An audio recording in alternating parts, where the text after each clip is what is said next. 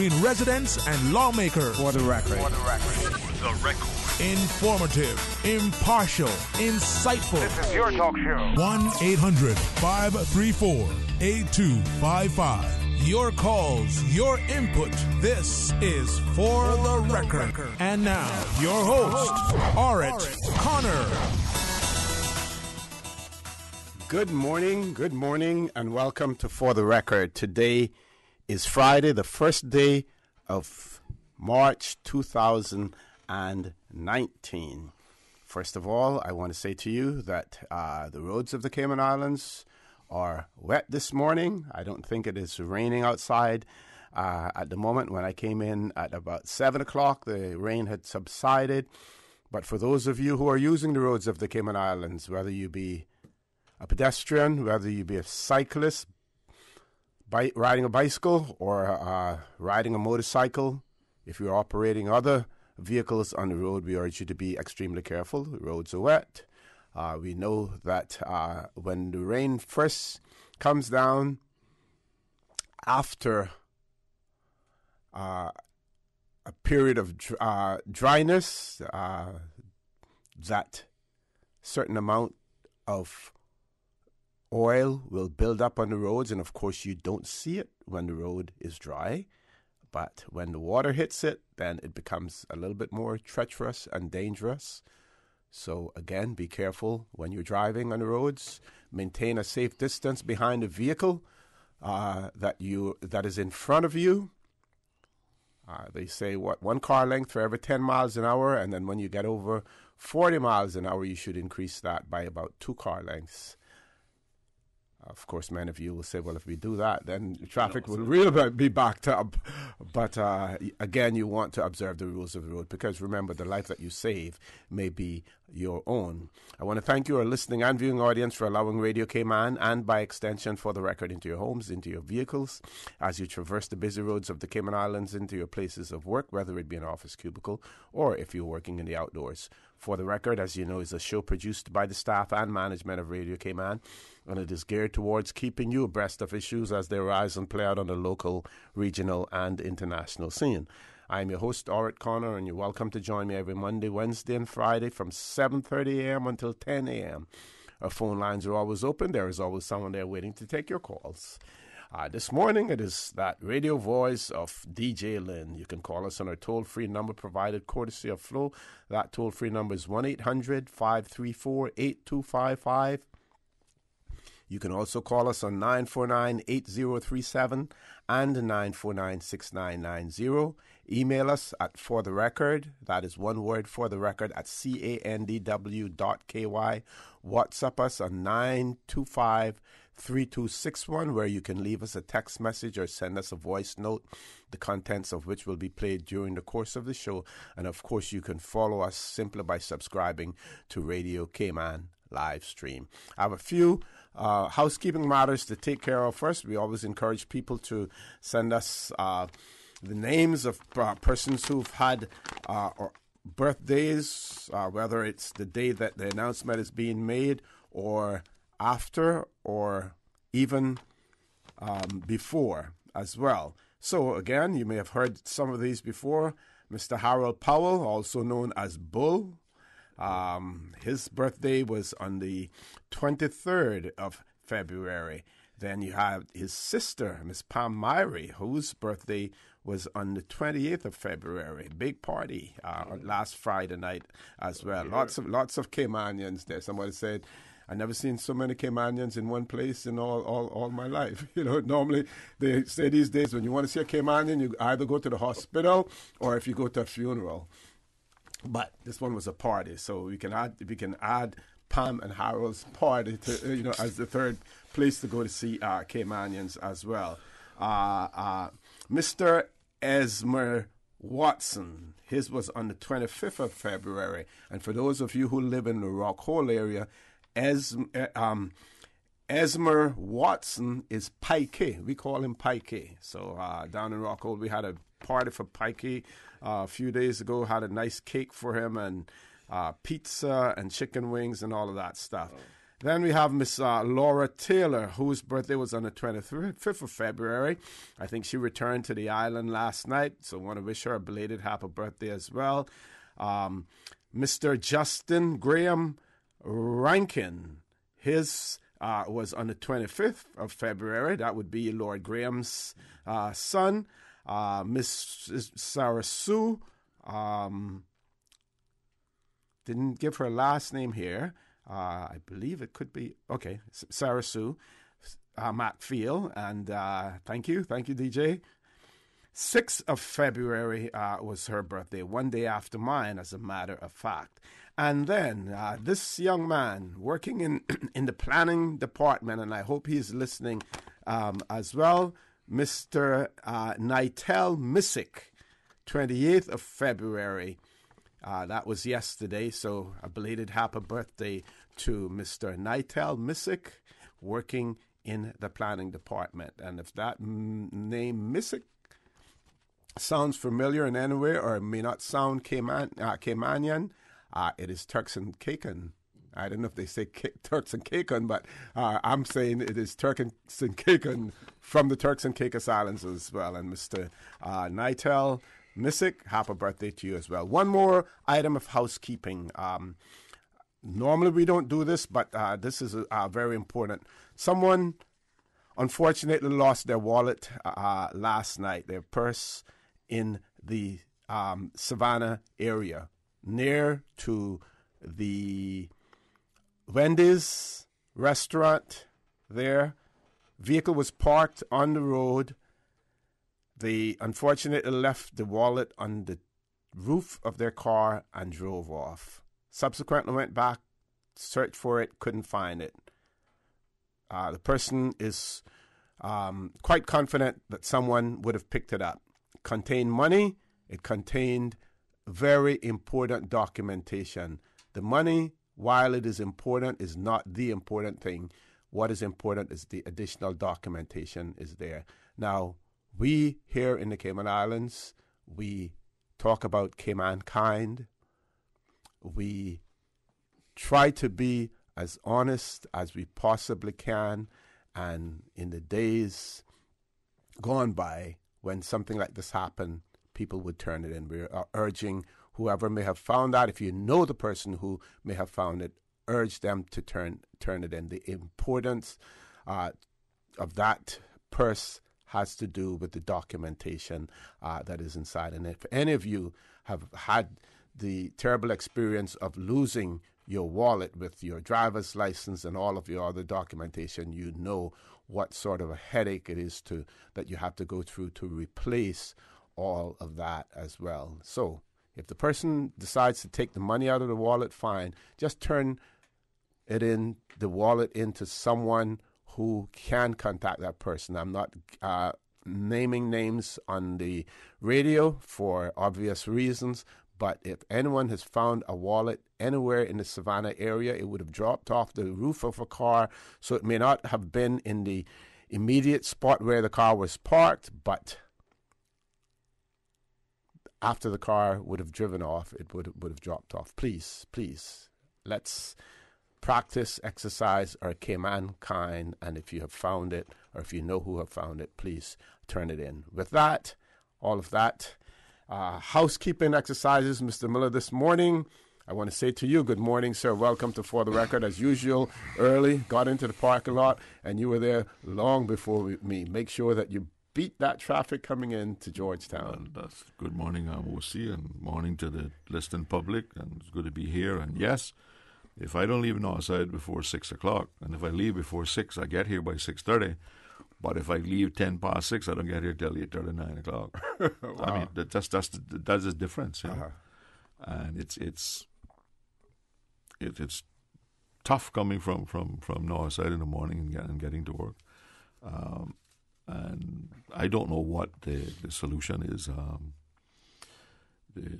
We have to find some way of expanding the junction by Hurley Supermarket, whether it's an overpass onto the Linford Pearson Highway further down the road or something else. And because extending the east-west arterial beyond Hertz Drive as the Premier has announced that they're hoping to do this year, to northward, isn't going to help if they all got to arrive at Hurley's, in bottleneck at Hurley. So, of course, if they don't build a pier in town, and they'll take the advice of the mariners and build it in South Sound, that included road over the edge of the water, which would return back to land somewhere in the region of the dock, the existing launch and ramp in South Sound. Okay. But it would go off from the roundabout before you get to the Hurley roundabout, the one that where the old Prospect Road comes out. Yes.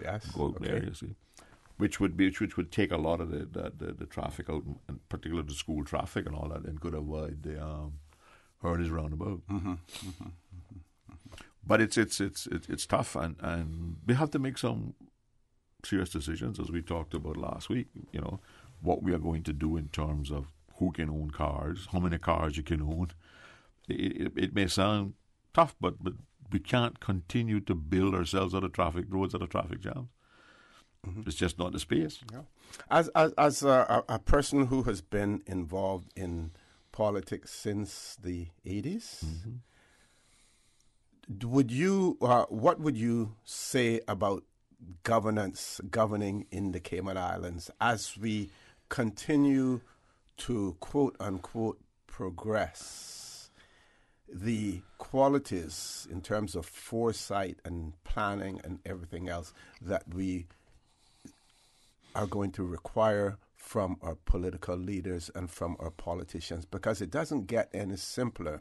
To me, it appears as if it gets more and more complicated, because there are more and more issues as continue to arise as we move forward. Well, in the 80s, the government looked at long-term planning 15, 20 years ago. Mr. Linford did the Master Ground Transportation Plan. Mr. Norman did the tourism plan, which a result of that was a moratorium of hotels on 7 Mile Beach. Yes, until we could catch up. We need to consider the same thing right now. The existing tourism plan that is crafted by the Minister of Tourism is simply not worth the paper it's written on. It doesn't do anything in terms of projecting the future. What it does is it allows for individual expansion and individual planning. And what we need to do is, I had put in the 10-year health plan, the 10-year and 15-year solid waste plan. I remember I bought the 46 acres onto the existing garbage dump at that time to introduce recycling and waste to energy. We put the thermoplastic liner in Little Cayman, right? And what's missing now is that kind of long-term planning, right? But you see, if you're going to do sensible, rational, reasonable, long-term planning, which is planning for Cayman, not planning for an individual citizen or an individual conglomerate, you have to be willing to stick to the plan. We were happy to tell investors who came to us in the 80s and wanted to build hotels. We're sorry. We have decided we're not building any more hotels. We told the cruise ship industry, you can't bring any more than 4 ships into Georgetown Harbour in one day. You just cannot handle it. And because the long-term planning needs to address the quality of life for Caymanians. Yes. Not only in making sure that we have a high quality of life, but we have an affordable quality of life. And you can't do that without long-term planning. Okay. With that, we're going to take a commercial break. Folks, please stay tuned for the record with the Honorable D. Ezzard Miller, Leader of the Opposition, will continue after this short commercial break. The Cayman Islands boasts of a long, colorful, and rich history. In tribute to our roots, Radio Cayman, the voice of the Cayman Islands, is pleased to bring you the Historical Vignette Series, sponsored by Cayman National Bank. Visit Cayman National Bank today for all of your financial needs. The Cayman Islands, He hath founded it upon the seas. As fate would have it, the early educational efforts of the islands were fostered on occasion by the arrival of shipwrecked seamen. The sister islands were no different, with the wreck of a mariner named Johnson, whose ship wrecked on Cayman Brac in 1863. Johnson would start a school which serviced not only children but adults too. In 1881, Jamaican Henry Hewitt set up the private school in State Bay, charging 9 pence per week. As education pursuits grew, it would be the Baptist Church which would lead the charge given the growth of their congregations in the sister islands. Between 1896 and 1906, a large schoolhouse would be built in the chapel at the creek, along with State Bay and Little Cayman. Radio Cayman's historical facts vignettes are proudly brought to you by Cayman National, with branches on all 3 Cayman Islands. Visit Cayman National Bank today for all of your financial needs. When you need stability, think Business of the Year. Considering a new career opportunity, think Best Place to Work. When dependability matters, think Outstanding Workforce. In need of a reliable financial partner? Think Bank of the Year. When you seek excellence, think Cayman National. No matter how many accomplishments we achieve, we always set the bar higher. That's why we are the most awarded bank in Cayman, and we are proud to be your 2018 Bank of the Year. It was a day that changed my life. No words can describe the feelings of seeing my baby boy sick for the first time. The overwhelming feeling of fear to be responsible for his health and happiness became my priority. So I did what any nurturing mother would do when their baby is sick. I took him to get some of the best medicine possible. CTMH Doctors Hospital Pharmacy understands the importance of careful decisions you make every day for your family. Our staff work towards healthcare excellence and providing the most current and up-to-date training with pharmaceutical care, so you can feel confident in knowing that your family is safe with the right medication. At CTMH Doctors Hospital Pharmacy, we take care of your health. Thinking of doing more to show your sweetheart you really care? Explore new roads together with the 2019 RAV4, Vamped Motors' #1 selling SUV. Save $2,000 off all 2019 RAV4s loaded with features you both will fall in love with, like maximum comfort and cargo space inside, eco mode for low fuel consumption, an audio system with USB and Bluetooth connectivity, vehicle stability and traction control to help you navigate wet roads, and advanced safety features to keep you and your loved ones safe. Do more for your sweetheart and save $2,000 now on the all-new 2019 RAV4 from Vamped At Motors. Seaboard Marine, Walkersburg. customers often ask us questions about their shipments. Hi, I'm thinking of buying a car from the States. Which port do you ship out of? Hi, we ship out of Miami, Houston, and Brooklyn. Just let us know your port of choice and we can provide you with a quotation and answer any questions you may have on insuring and protecting your vehicle during its journey. Shipping shore to shore, Rotary Central Cayman is proud to have been part of the Valentine's Day program Rotary Has Heart. This February 2019, providing invaluable resources, food vouchers worth CI $5,000 made available to Bridge Foundation and Hope for Today, 2 community partners with heart. Rotary Central Cayman, part of the Rotary District 7020 Zone 34, a fellowship of 83 clubs spread over 10 countries covering 16 islands in the Northwest Caribbean.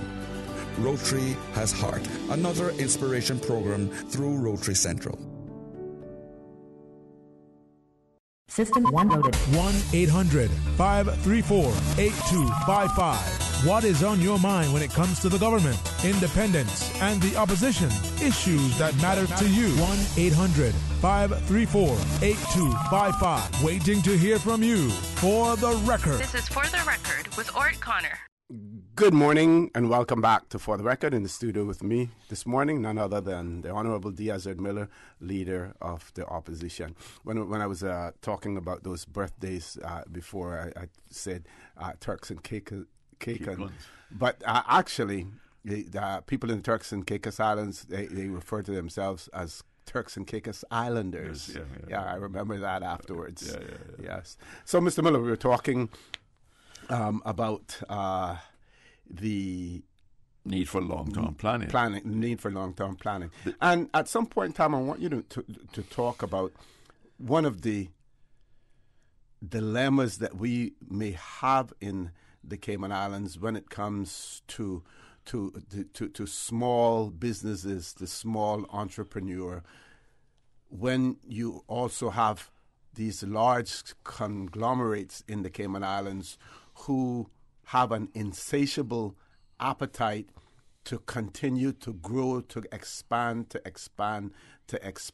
And what does that bode for the small entrepreneur in the Cayman Islands?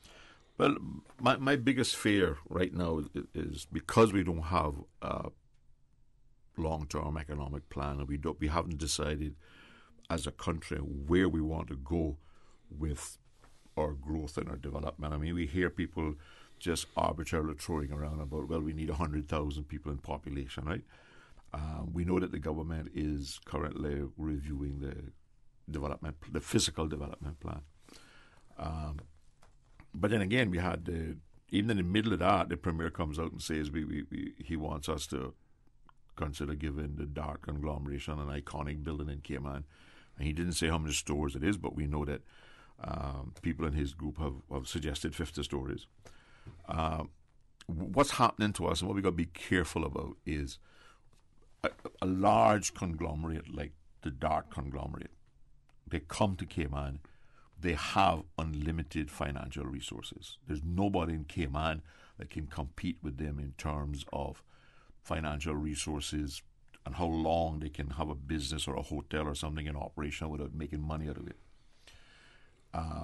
And we allow them, and here's the biggest problem with Mr. Dart. Mr. Dart came to this country. The people of this country welcomed him. We even made him a Caymanian. Based on what the Premier said yesterday and other things that was agreed through the NRA agreement, Mr. Dart and his conglomeration has no respect for existing laws in Cayman. We know that the Kimpton is 12 stories, where the law says is 10.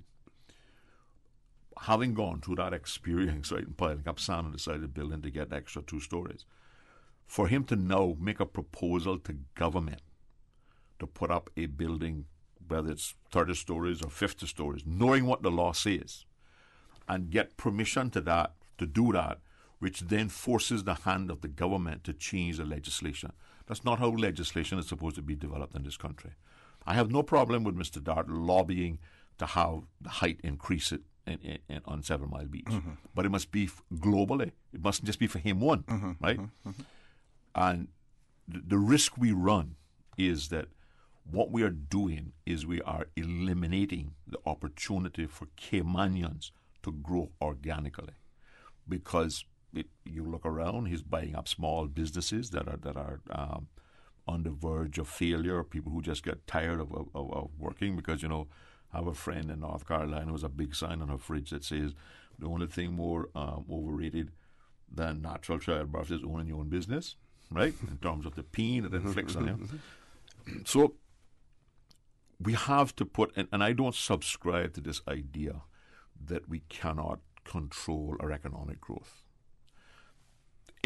My position is simple. Any inward investor that comes to this country and requires the people of the Cayman Islands to invest in the business that they are proposing to the tune of 25 to 30% of its value.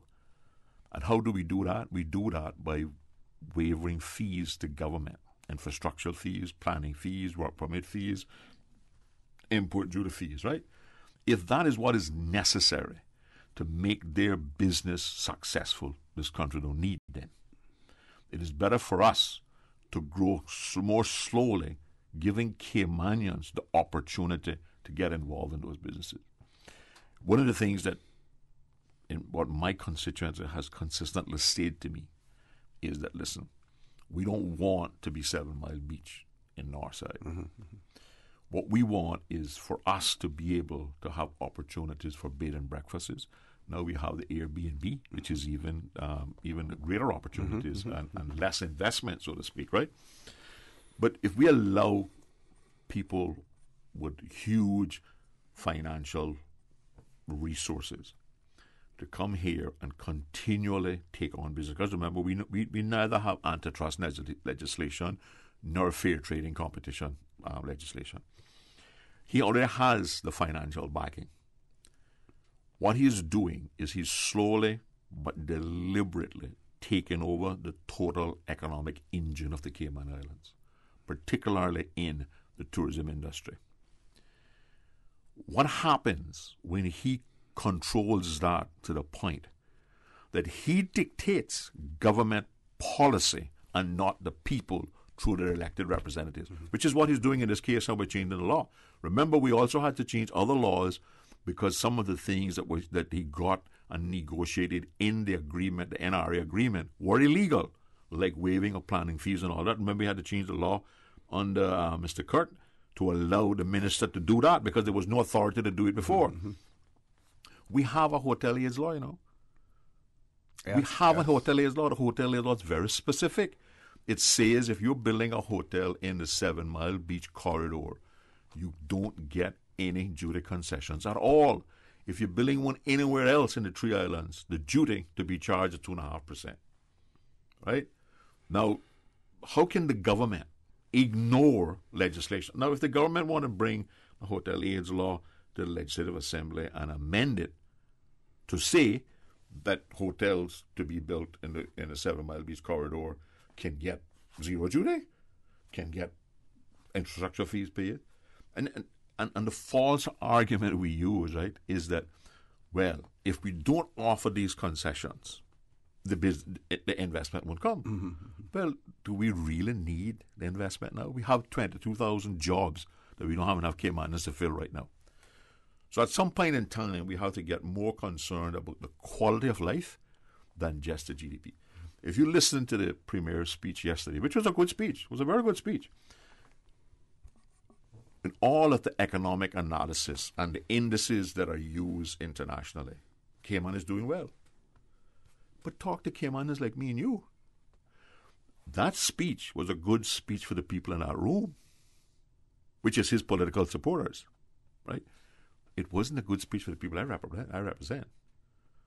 You talk to the average Caymanian and they are being priced out of the Cayman dream. We have the side effect of the Airbnb apartments now, where Caymanians are finding out that they can get $100, $150 a day, which is $3,000 a month for an apartment that they're currently getting $800 for, you know. So what's happening? Some of those are moving out, right? So apartment long-term rates are going up. Caymanians coming back, trying to start a life.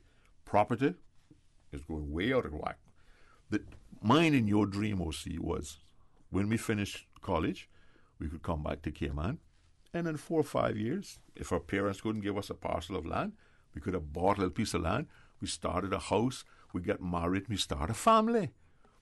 That house and land option for young Caymanians today, what this lady called yesterday Generation K, is way beyond them unless their parents are in a position to give them a plot of land, you know. Sure. So true, folks. Those are the kind of things that we need to change how we are evaluating success in politics in this country. Okay, we have to go to our 8 o'clock news, top of the hour. Folks, please stay tuned for the record. We'll be back immediately after the 8 o'clock news, which only runs for about 10 minutes. Please stay tuned. All right, thank you, Mr. OC. The time is now 8 a.m., brought to you by Priced Right. Priced Right is Grand Cayman's warehouse shopping superstore, making your dollar go further with huge savings and no membership fees. Get more of the things you use every day at the right price. But it's not just grocery and health and beauty. Priced Right has a full range of products from office to automotive, patio furnishings to kitchen appliances, and even electronics. And since warehouse prices mean savings for you, everything is priced right at Priced Right, Grand Cayman's warehouse shopping superstore.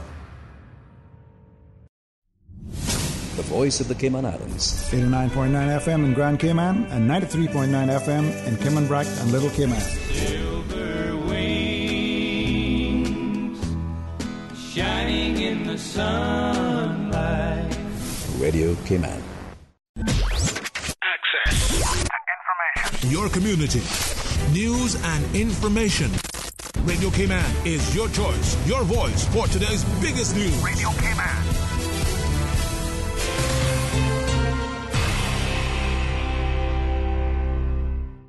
With your latest news, I'm Karsley Fuller. A man serving a 10-year prison sentence looks to the Grand Court to have his sentence reduced. Radio Cayman's Angel Harris has the details. Joylyn Frederick turned to the Grand Court to appeal a summary court sentence of 15 years for possession of cocaine with intent to supply. Frederick was caught by customs officers at the Owen Roberts International Airport trying to sneak in 1.8 pounds of cocaine. Frederick's attorney argued that the sentencing magistrate failed from the outset by selecting a starting point of 15 years and the fact that she did not take any mitigating circumstances into account. The prosecution said the judge was right to have imposed the sentence since the crime was committed while Frederick was out on bail. The prosecution also noted he never revealed who he got the drugs from. The judge quashed the first sentence of 15 years and imposed a 10-year sentence, which included a discount for a guilty plea. The judge also included a further reduction for Frederick's previous good character. Andrell Harris, Radio Cayman News. Frederick was remanded into custody where he will continue to serve out the remainder of his sentence. And preparations for March's Honoring Women Month events have been significantly boosted by a strategic alliance between the Ministry of Community Affairs' Gender Affairs Unit and the Family Resource Center. Senior Policy Analyst for Gender Diversity and Equality, Carleen Bramwell. The Gender Affairs Unit and the FRC essentially share the same goals in advocating for gender equality and highlighting the role of women in the society. Earmarked to offset the cost of staging activities to mark the 20th anniversary of the observance in the Cayman Islands, the GAU contributed $9,000, which represents the single largest donation made to the FRC from an entity. Additionally, the GAU will also be participating in many of this month's activities, the schedule for which can be found on our website, radiocayman.gov.ky. In regional news, according to Caribbean News Now, the World Justice Project, headquartered in Washington, D.C., has ranked Antigua and Barbuda at number 3 in the Caribbean in relation to upholding the rule of law. Only Barbados and St. Kitts and Nevis surpassed Antigua and Barbuda. The World Justice Project released its annual report for 2019 on Thursday morning in Washington. In the entire Latin American and Caribbean region, Antigua and Barbuda is rated in 6th position, measuring the rule of law in 126 countries. Antigua and Barbuda emerges at 33 ahead of the U.S., Brazil, Peru, Colombia, and Mexico in 90th position. The 5 leading nations in the world are Denmark, Norway, Finland, Sweden, and the Netherlands. Now with a check of international news, here's the BBC who would take us out of the newscast. I'm Karsley Fuller from Radio Cayman's newsroom. BBC News with Debbie Russ. Pakistan is expected to release shortly an Indian fighter pilot who was captured on Wednesday after his jet was shot down in Kashmir. Wing Commander Ubinandan Vardaman is due to be handed over at a border crossing in Punjab. On Thursday, Pakistan's Prime Minister Imran Khan described the release as a peace gesture to India. 60 people in Sudan have been given jail sentences in the new emergency courts set up in an effort to stop anti-government protests. There are reports that arrested demonstrators were given prison terms of between 6 months and 5 years. President Omar al-Bashir last week declared a state of emergency and banned all public protests.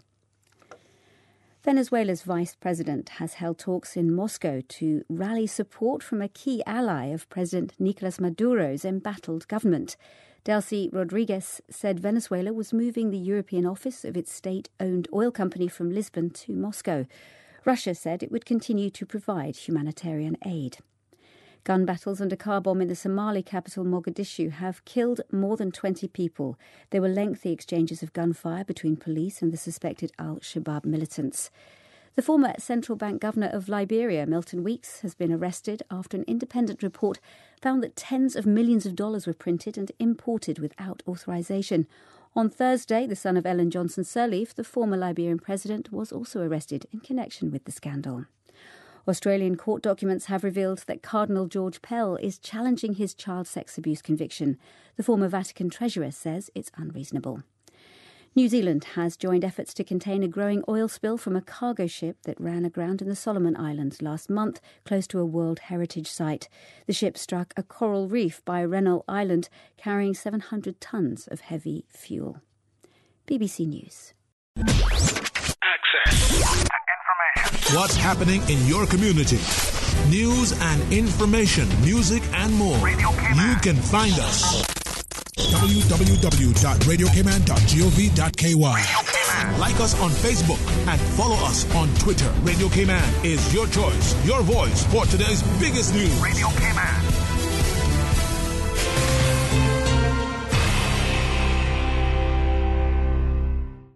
Radio Cayman's premier health show. For the Health of It with Tara Bush. It's brought to you on Saturdays at 9:30 a.m. and Wednesdays at 7 p.m. on 89.9 and 93.9 FM. Proudly brought to you by the Cayman Islands Civil Service Association. For more information on how you can become a member or the benefits of the CICSA, please visit www.cicsa.ky.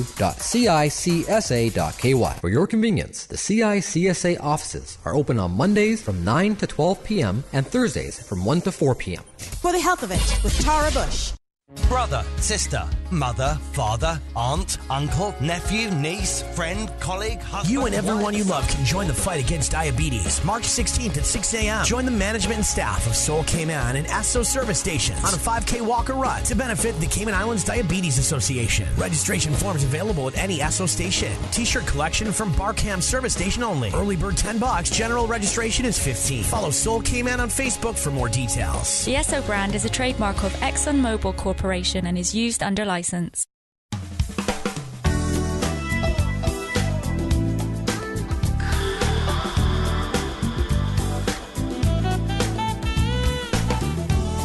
Good morning. This is the official public weather forecast prepared by the Cayman Islands National Weather Service. Temperatures outside currently at 77 degrees. Winds are coming in east-northeast at 6 knots. Barometric pressure currently at 1018 millibars and rising. Overnight low is 74 degrees. Relative humidity currently at 88%. Synopsis for today indicates a light to moderate easterly winds and seas will continue over the Cayman area for the next 24 hours due to a weak pressure gradient across the northern Caribbean. Radar images show scattered showers over the Cayman area moving towards the west. Taking a look at today, expect partly cloudy skies with spells of 40% chances of showers. Temperatures expected to rise to the mid-80s. Winds will be coming out from the east, 5 to 10 knots with higher gusts. Seas will be slight to moderate with wave heights of 2 to 4 feet. Taking a look at tonight, partly cloudy skies, 30% chances of showers. Temperatures expected to fall to the low 70s. Winds will be east to northeast, 5 to 10 knots. Seas will be slight with wave heights of 1 to 3 feet. Currently, high tide will take place at 9:19 a.m., low tide at 3:35 p.m., and high tide tonight at 9:34 p.m.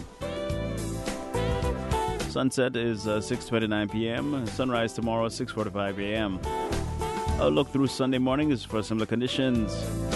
Additional information, please visit the website www.weather.gov.ky. This has been the official public weather forecast prepared by the Cayman Islands National Weather Service. Traffic up next.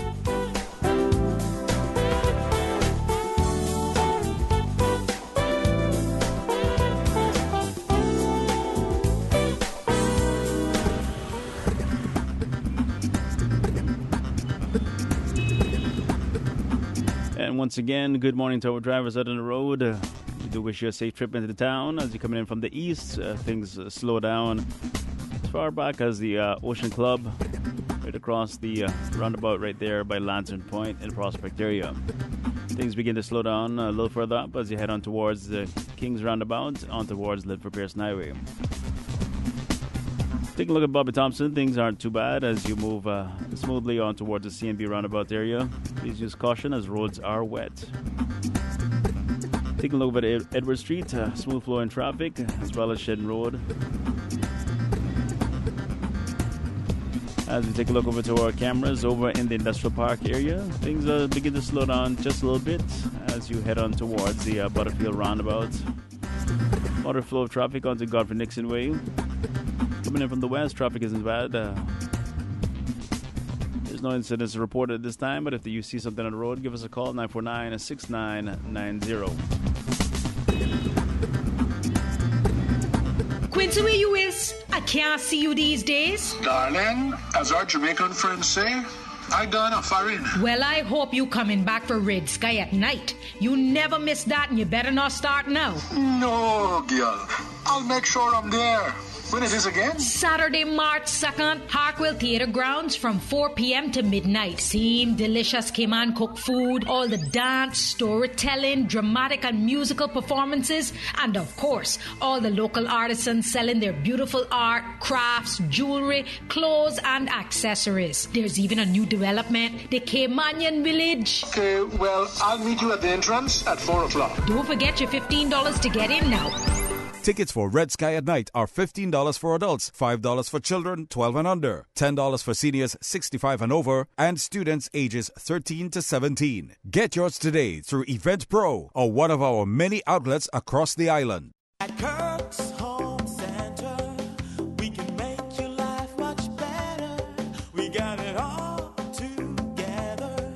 We got a great deal in store for you. From cookware to stereos, from power tools to plumbing supplies. Yeah, we got the best goods with the best price and a service to make you smile. At Kirk's Home Center, we got a great deal in store for you.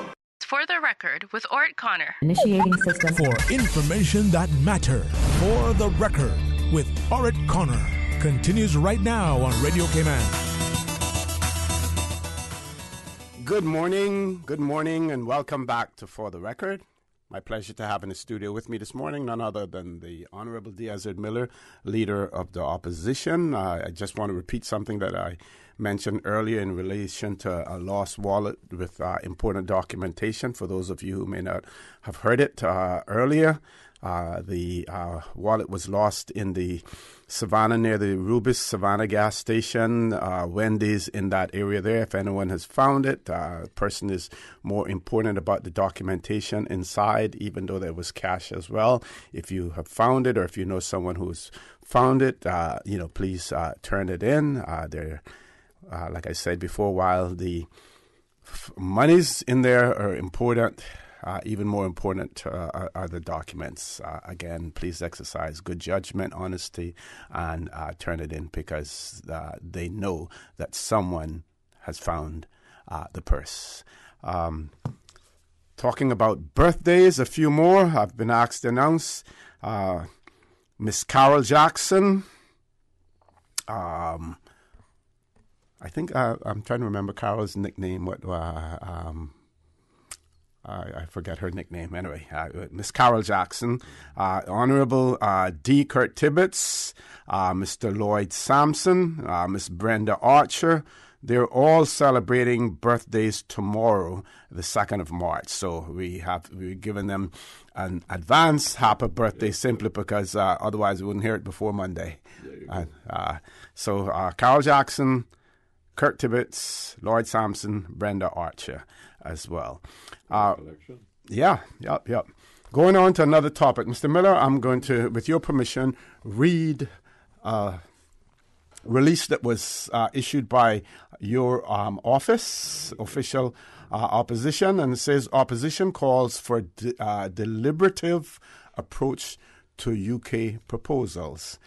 Responding to recent remarks by Premier Alden McLaughlin that implementation of certain proposals by the UK House of Commons committee would trigger his, quote, leading the charge for independence, unquote, the leader of the opposition, the Honourable Ezzard Miller, has called for a more deliberative response reflecting an appropriate level of seriousness.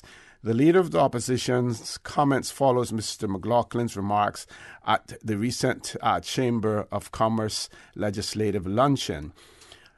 Quote, with Cayman obviously not being ready for independence, and this is Mr. Miller's quote now, with Cayman obviously not being ready for independence, I can only infer from the Honourable Premier's remarks that he regards the report as of no consequence or importance at this stage, Mr. Miller said.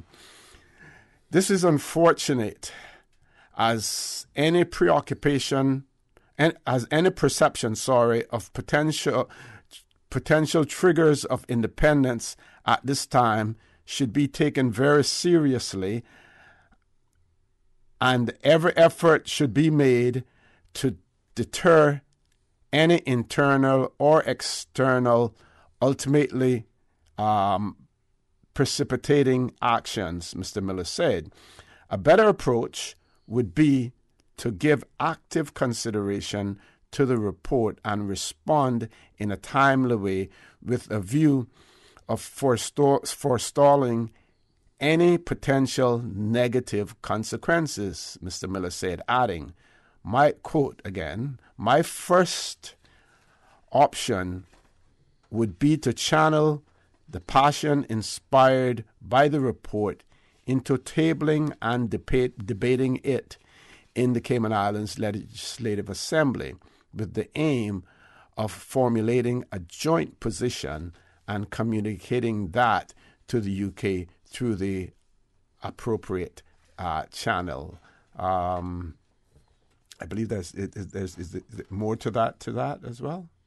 Okay, it says read more here, but I have to. But I'll stop there for now. Yeah, but the genesis of what I'm trying to say, yes, is this: we know that these reports have consequences down the road. Yes, we don't have to go back to Partners in Progress, etc., etc.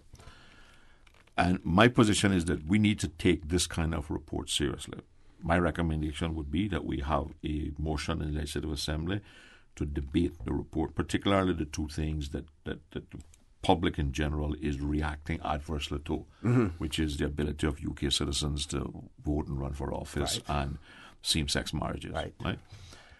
And communicate something from the Legislative Assembly that is agreed by both sides so that England understands the severity and how seriously we take these two items, right? Because we remember now that in the open register, I don't take any comfort as does the governor and the premier takes in the fact that this report was not generated by the executive arm of the Conservative Party, because the majority of the people in this committee are Conservative members. The chairperson is a Conservative member of Parliament.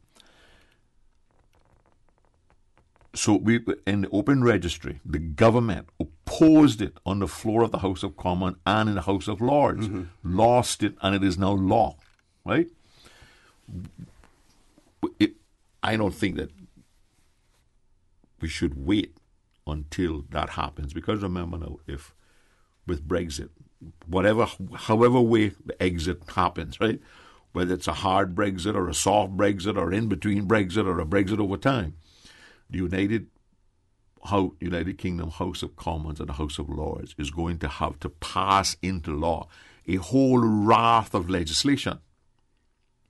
And the risk we run is that some of these people on this Conservative bench or somebody in the Labour bench who happens to agree with this report tacks an amendment onto one of those things and it becomes law, right?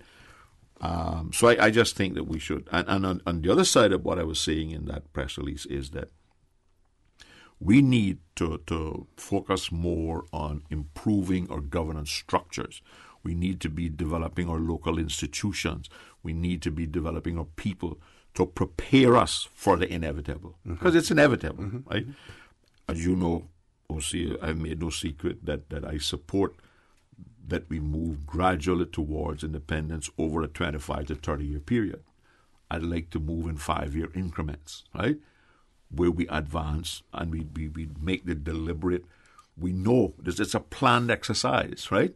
We know what institution. The reason I'm spending so much time, as I'm going off next week now on another PSC UK-sponsored conference in Miami, developing the Public Accounts Committee, because that's one of the institutions that we need to have properly developed in order to be able to take on independence, right? Because that's what gives us the checks and the balances and evaluates the effectiveness of our governance, right?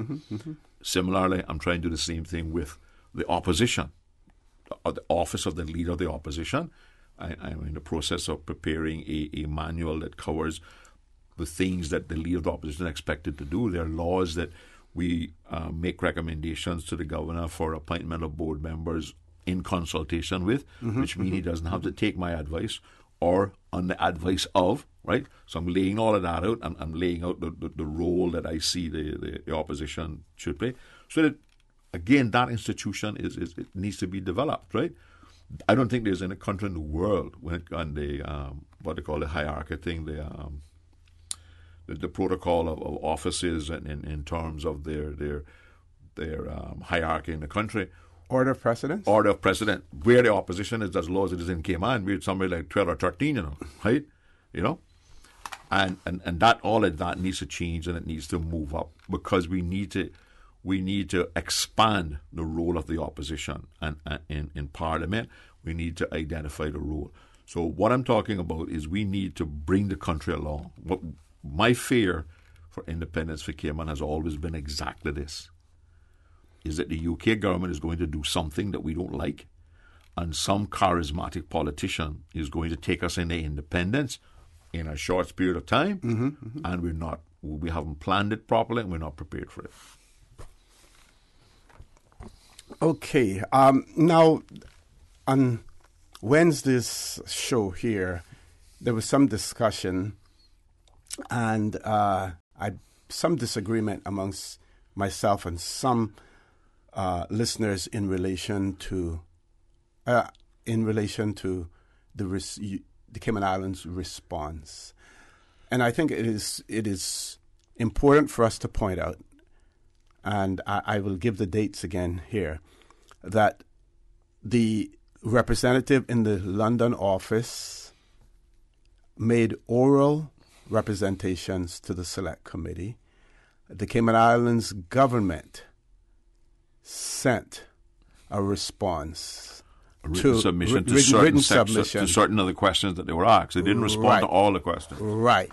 They didn't necessarily respond, and I believe that may have been simply by choice, and we will look at that. But it is important to make it quite clear that as far as responding generally, that the Cayman Islands government did everything that was expected of them.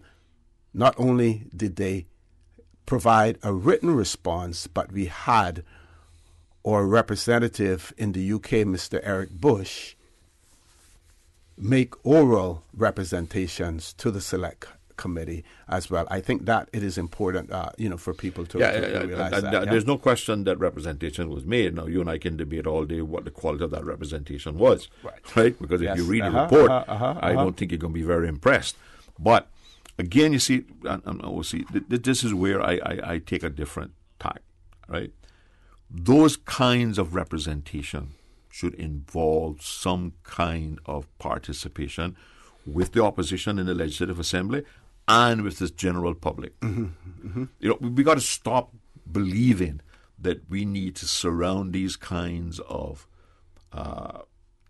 responses to UK and other people in secrecy, and that it is such this cloak and dagger type diplomacy that we can't tell anybody what we're saying, right? Again, part of developing our people is to let the people get involved, encourage the people to have their say. I mean, how difficult it is. If you don't even want to have a town hall meeting, come on your show, right? And that too over a period, you can get good responses from people. If you're interested in it, it might take more than one show, right? Or have a town hall meeting, as we did with the cruise ship, right? And hear what the people got to say, right? But for some reason, we seem to be reluctant, not me, but the current government seems to be very reluctant to invite people's participation, right? And only people who are making contact with government is the people who are sharpening their own axe, right? Who have a vested interest, and they are ones making representation to government to get what they want done, like the dark group, Because we have announced now, for what 3-4 months, right, that we're doing a development plan for the country, right? We've announced that the first area plan is going to be the 7-mile beach corridor, right? But that's thrown completely out of whack now with this announcement that the government is considering changing everything that planning thing may say about what the people in that area want by allowing a 50-story building or a 30-story building or some iconic building. I mean, it was compared to the Eiffel Tower. I don't know whether this is going to be another the one in Toronto is called the sky whatever it is, or the one in Seattle, the Needle, right? Is this what we're talking about?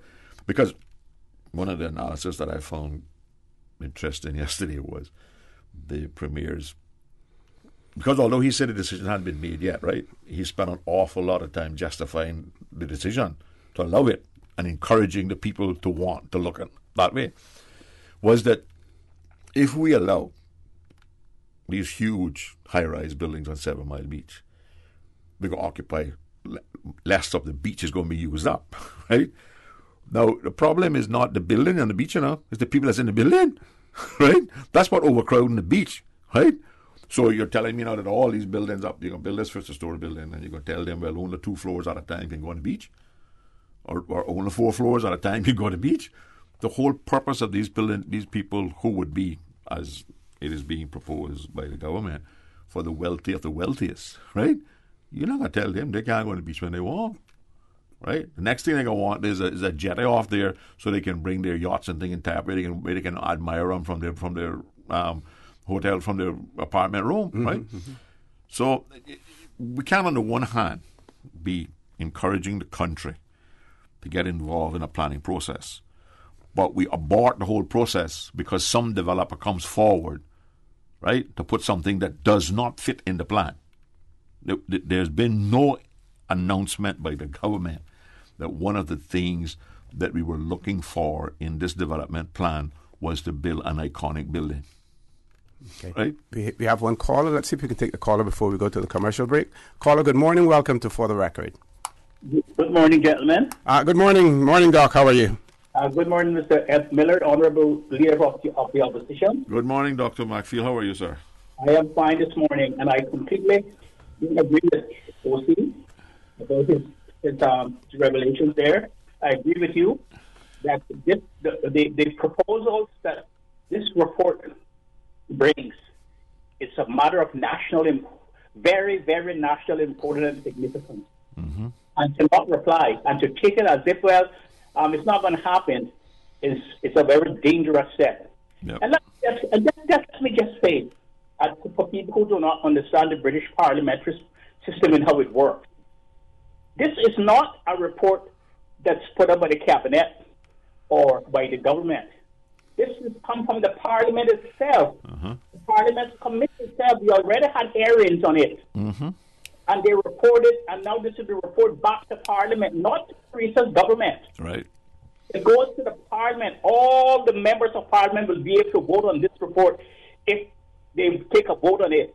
Mm-hmm. And Teresa, if she does not have the numbers, if she's not for it and does not have the numbers, we are dead in the water. Mm-hmm. So the report is very, very important because it does not come from the government's opinion or a government view or a government finding. It comes from the Parliament itself. Right. You see? And the majority of it is the Conservative members, and the chairman is a Conservative member. Exactly. It comes from the Parliament itself. Parliament has had hearings on it, and the report will now go back to Parliament, and then Parliament will act on it what they see fit. Right.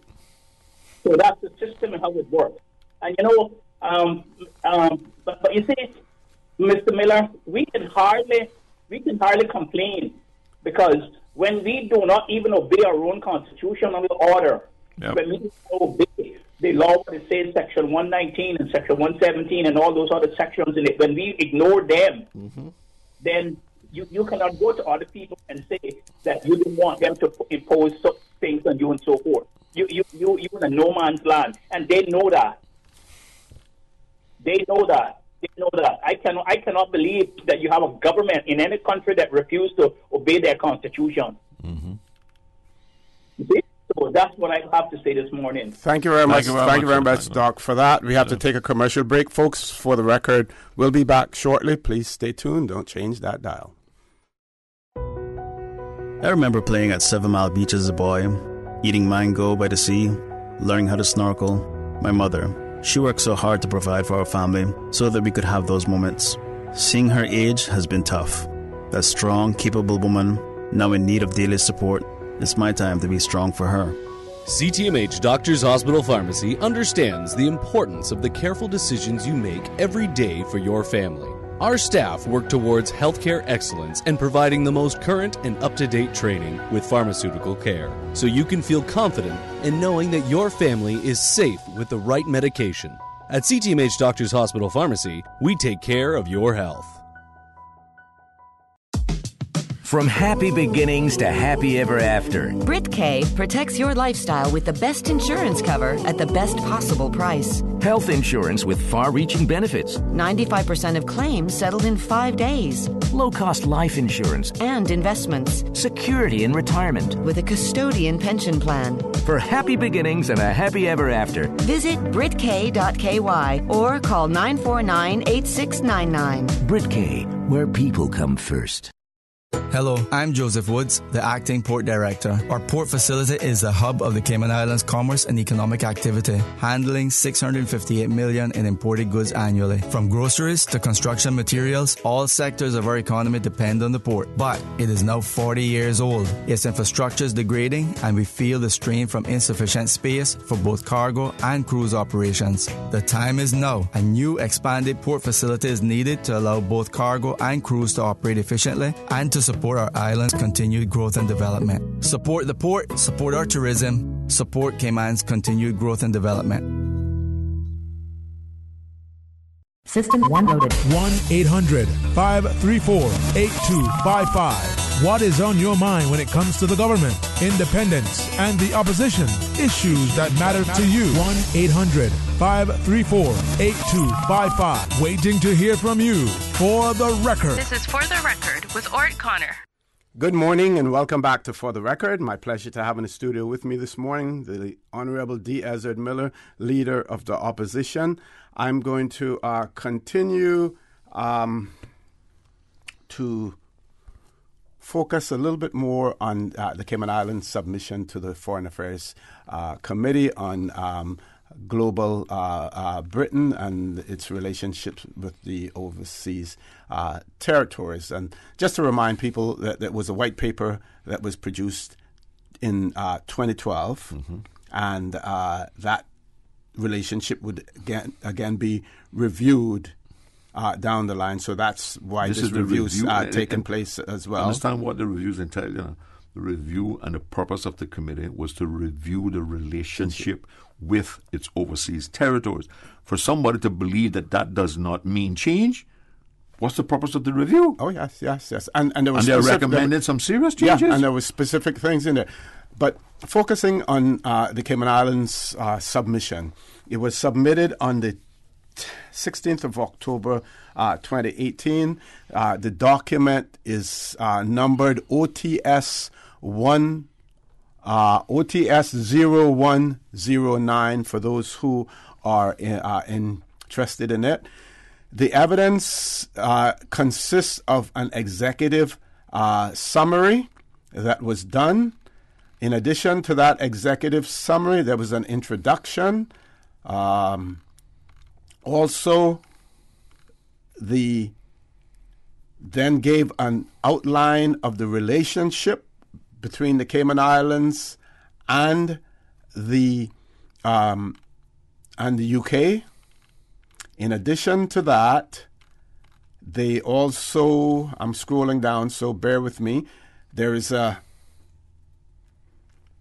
heading, current structural organization difficulties, pointing out the structural organizational difficulties that obtains between the two entities, that is the UK and the Cayman Islands.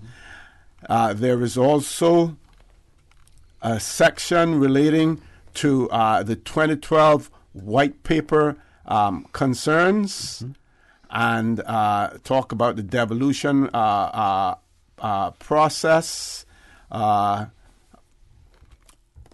Then there is a section on the Joint Ministerial Council to talk about that, and conclusion on that, then recommendations, that they talked about, which had to do with issue constitutional overreach by the UK Parliament.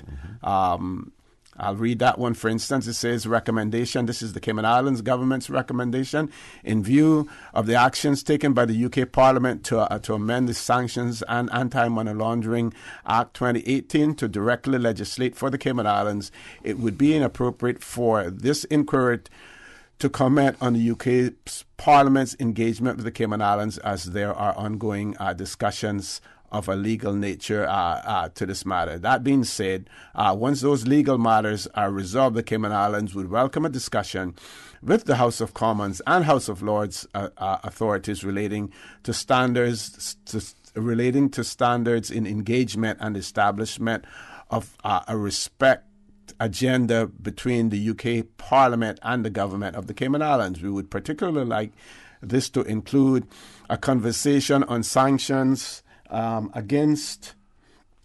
would like this to include a conversation on sanctions against individual members of Parliament, individual members, parliamentary committees, and all-party groups who are found to have either failed to engage with the government of the Cayman Islands in relation to reports or inquiries which would directly affect our reputation, or who have misused parliamentary privilege to malign our islands without a sufficient factual basis. At the moment, no such recourse exists, since we are not members of any of the international fora that would protect a sovereign state against such actions by a domestic legislature. And then go on to talk about... One second, Pin, 1 minute. Yes, the sure. most important thing about that is the first time that I'm aware that the House of Commons took the lead to legislate. Yes. All of the other executive orders and council that came down were generated from the executive, even if that action was a response to something going on in the House of Commons or the House of Lords. So we have a precedent which makes this report that much more dangerous, that the president has already been set by the House of Commons and by the Speaker, allowing the House of Commons to legislate directly for the overseas territories, which includes Cayman. And it is important for people to understand also that this wasn't something that was initiated by the opposition party, Labour.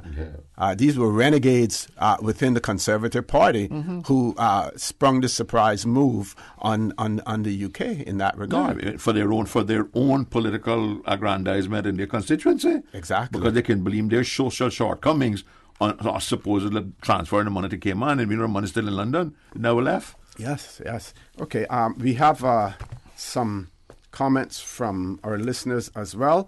And this one says, good morning, OC and Mr. Miller. Couldn't agree with Mr. Miller more. Every word he just mentioned about Mr. Dart is so true.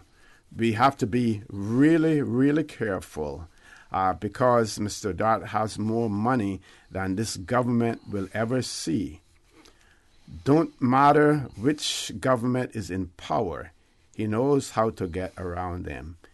If we're not careful, he will eventually have everybody in this country working for him. Now, we know in the United States there was a phenomenon called, a town being a company town, where the company controlled everything. The country owned everything, and when the company left that area, the area was just stagnant, dead, completely dead. What was the famous statement as well? by the chairman of GM? Whatever is good for GM is good for the country, right? Then we have another one. It says, in other jurisdictions, when laws are broken, regardless of who break the law, the lawbreakers can be charged. Can that be done in Cayman, whether it is a public official or a corporation? And if so, how do we go about getting charges brought so we can stop this precedence? Well, I'm not a lawyer, but laws apply to is a legal entity, yes, and you can take action against. If it's criminal, then it got to be taken by the Department of Public Prosecutions. Precisely. If it's a civil matter, anybody can take it. Okay. Why don't we take a commercial break now, and then that gives Mr. Miller an opportunity to move on to the next topic. Folks, please stay tuned. We have 2 callers. Okay, well, maybe we'll take a caller first and then go to the break. Let's take one call. Caller, good morning. Welcome to For the Record. Good morning. Good morning. How are you, sir? All right. Honorable Mr. Miller. Good morning, sir. OC. I went here. Yes, sir. I want to wish all of those people at OC or anybody that had a birthday and have one soon, I want to wish them a happy birthday. Okay. But one of my friends at OC mentioned the bull. I really thought he had stopped having birthdays. he stopped counting them a long time ago. He made us believe that he was older than the blue. Yeah. Why he didn't go to Trinidad Navy? He walking down Panama all the time. Well, I hope you're listening. Come back with the Constitution now. For years, I haven't had meetings down there concerned that on the urine test. Now, bought a reference up with the urine test, and it happened since that. I said a child could have been going to college or university, make good grades, came home, got in a party, and listed, passed on. He took a smoke, really read him, took the urine test. He cannot go back to college, a criminal offense. And could you believe, I don't think months, weeks after that same thing happened to 2 children. Yeah. One had connection. I understand what Minister helped him with that. Elected minister, along with the governor, they pardoned one, and little Boston child couldn't go back. Yep. But one of the days, we got to prepare for this thing called Constitution. We got to prepare for it. Independence. It's a disaster just going that we prepare. We got to prepare our people, get them educated towards it, train them and stuff there. Yeah, we have to have the discussion. I agree with you, caller.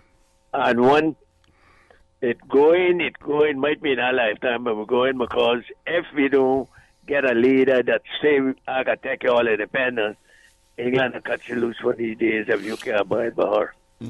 So we got to go. We'll see the next time he tell you I was on the phone, give me a little longer break. Yeah, go ahead. You can talk a little bit longer. We're not going to cut you off yet. I don't know what the hell I got to talk about now. I got to come back up Rockhole one Friday evening. Yes. The time I came to guess what happened? What was that? Man left me and you 2 there. And I tell her she told you going to sleep on me. Letting out my secrets now. But I had an opening of the track last night. They got a track around Town Hall Field, Good. They had something on that, a little bit more. I wonder we raised it to a certain extent. A little bit more, I wouldn't know what I'm opening. But they had good crowd. Some of the ministers were there. It's an improvement. A lot of people used it now. Yep. Oh, yeah. Yep. Excellent. All right, That's then. good. All right. Sir. Thanks for calling. You have a nice day. Have a good weekend. We have one more caller. We're going to ask that caller to hang in there. We're going to take a commercial break. When we return, we will come to you immediately. Please.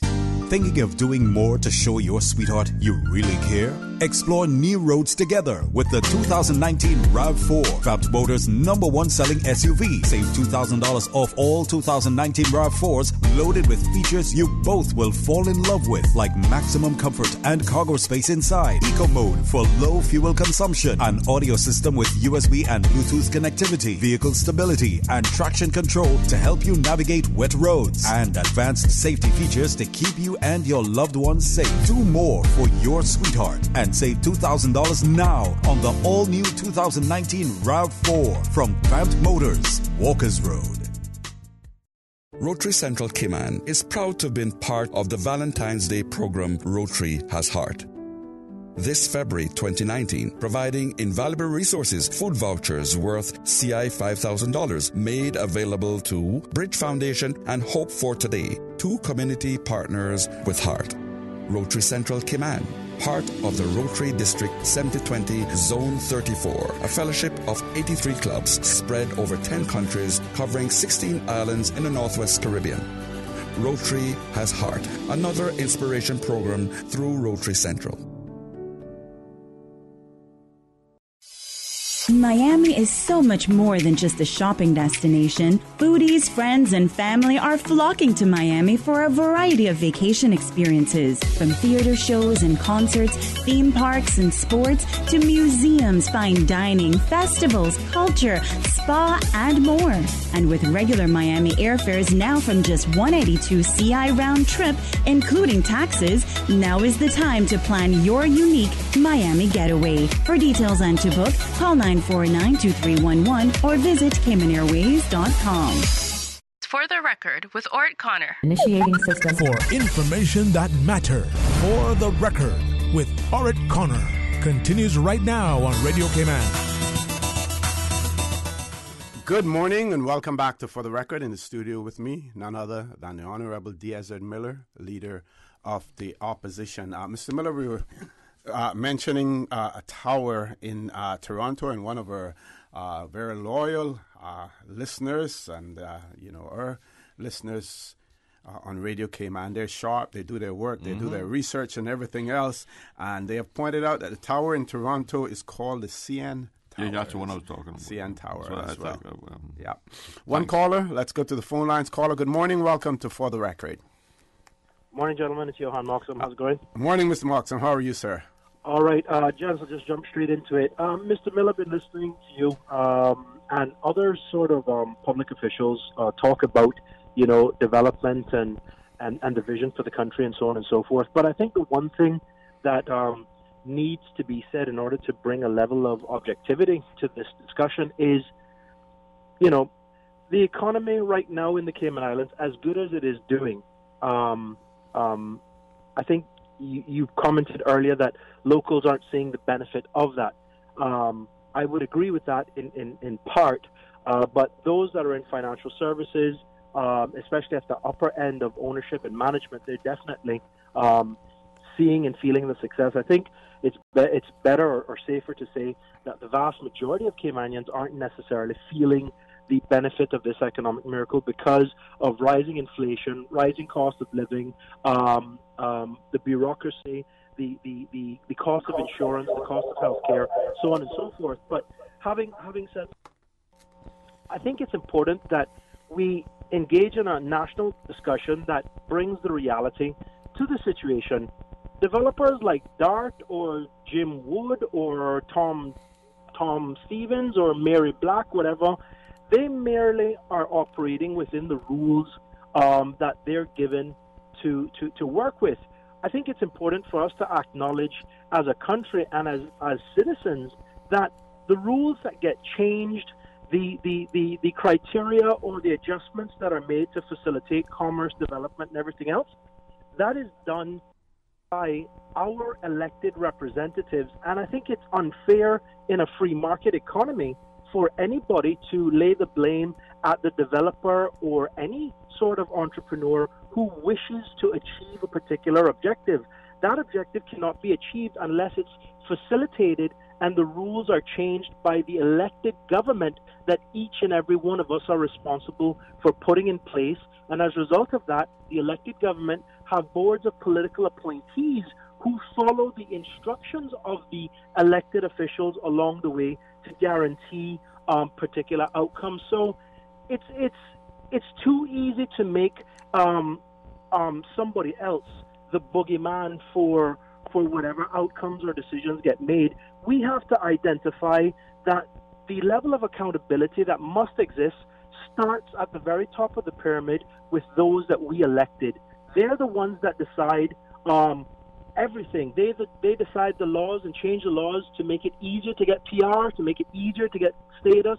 They appoint the people to the boards that make these decisions that impact the growth and who becomes Caymanian and who gets to stay in the country. And I think it's only fair in the interest of objectivity that we acknowledge that, because it's too easy to blame everybody else that has come to this country for where Caymanians find themselves when the decisions are made by our own multi-generational Caymanian.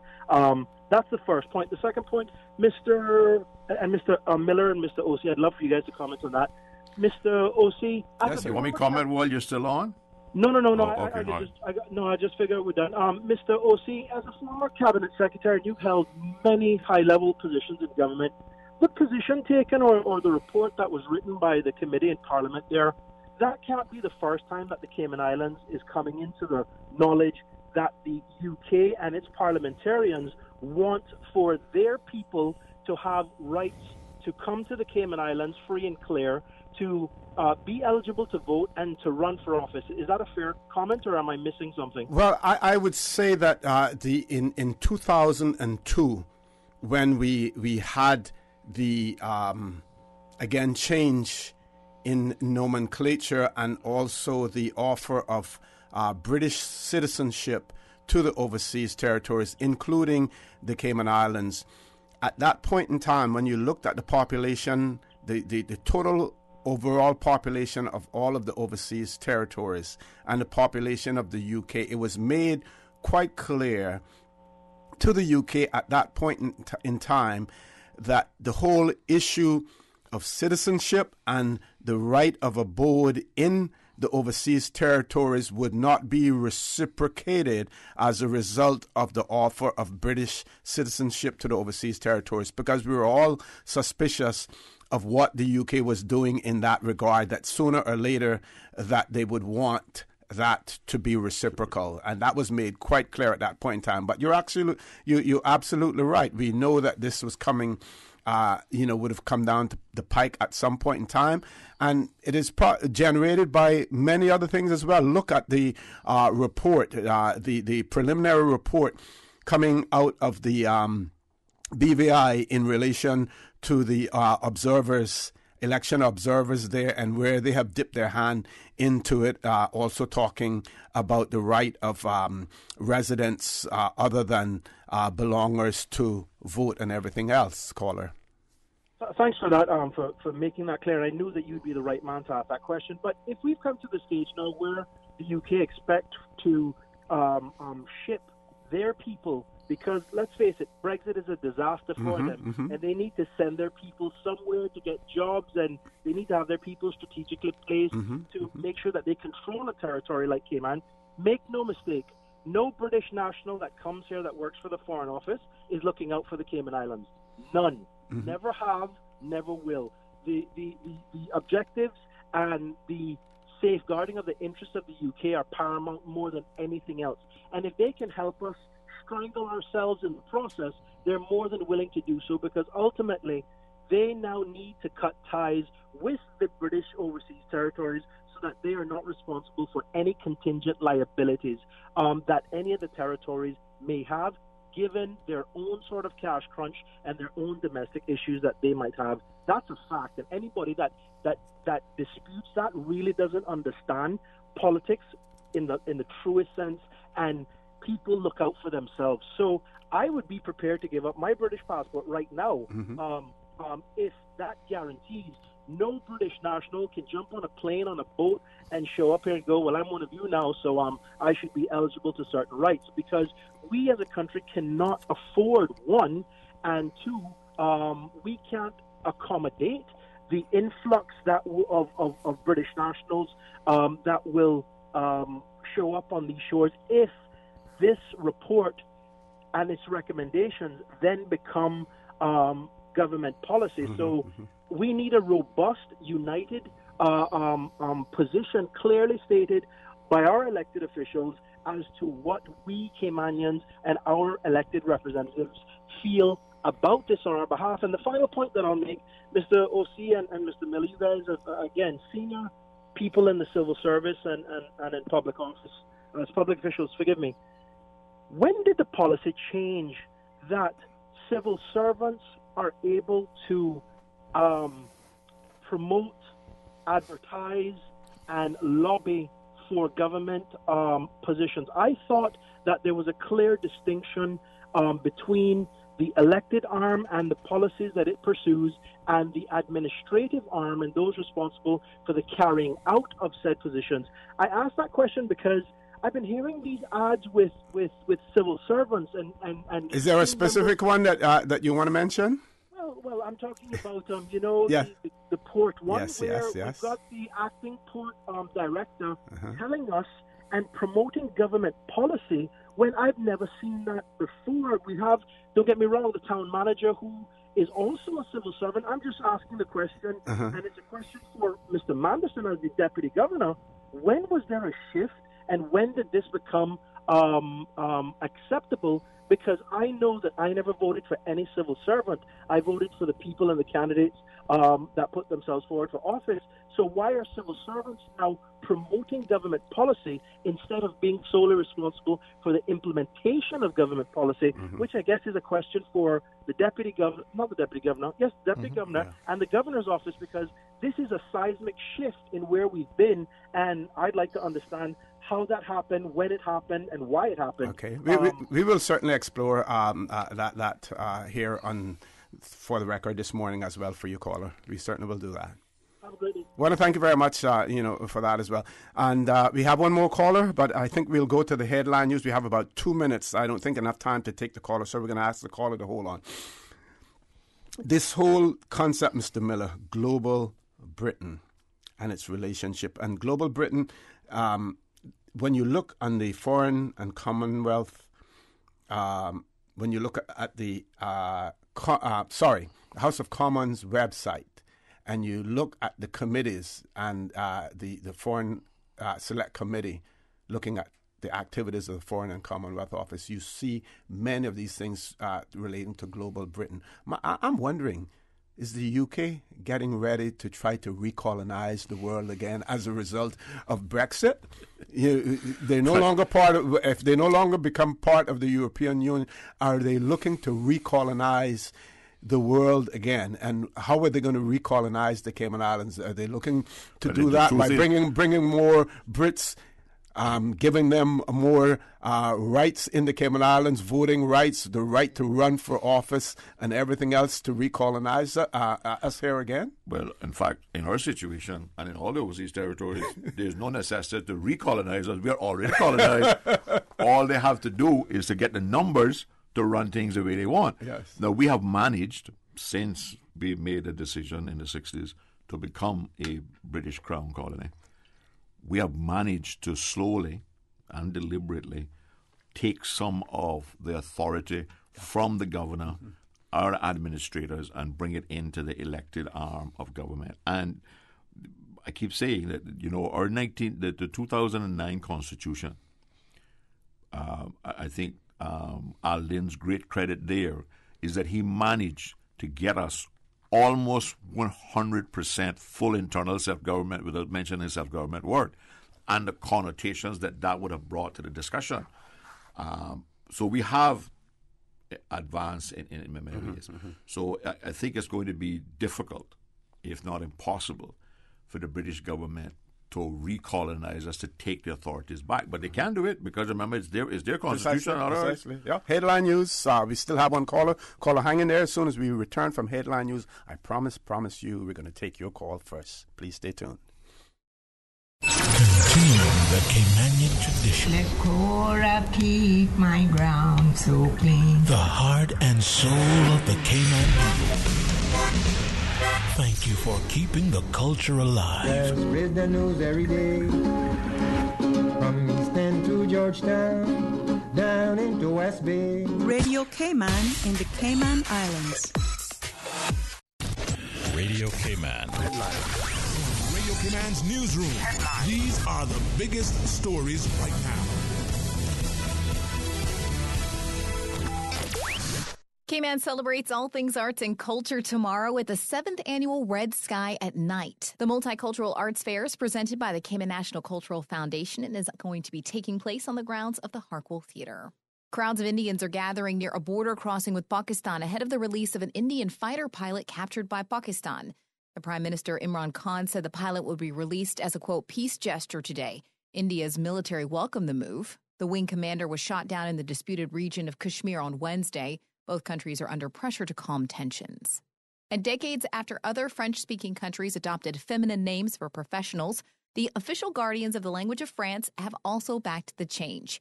The Academy, whose members are known as immortals, had said it has no obstacle in principle to such a, quote, natural evolution of French. Feminine forms of jobs like prosecutor or firefighter are already often used. Those are your headlines. I'm Carsley Fuller. Radio Cayman, the voice of the Cayman Islands. What's happening in your community? News and information, music and more. You can find us. www.radiocayman.gov.ky. Like us on Facebook and follow us on Twitter. Radio Cayman is your choice, your voice for today's biggest news. Radio Cayman.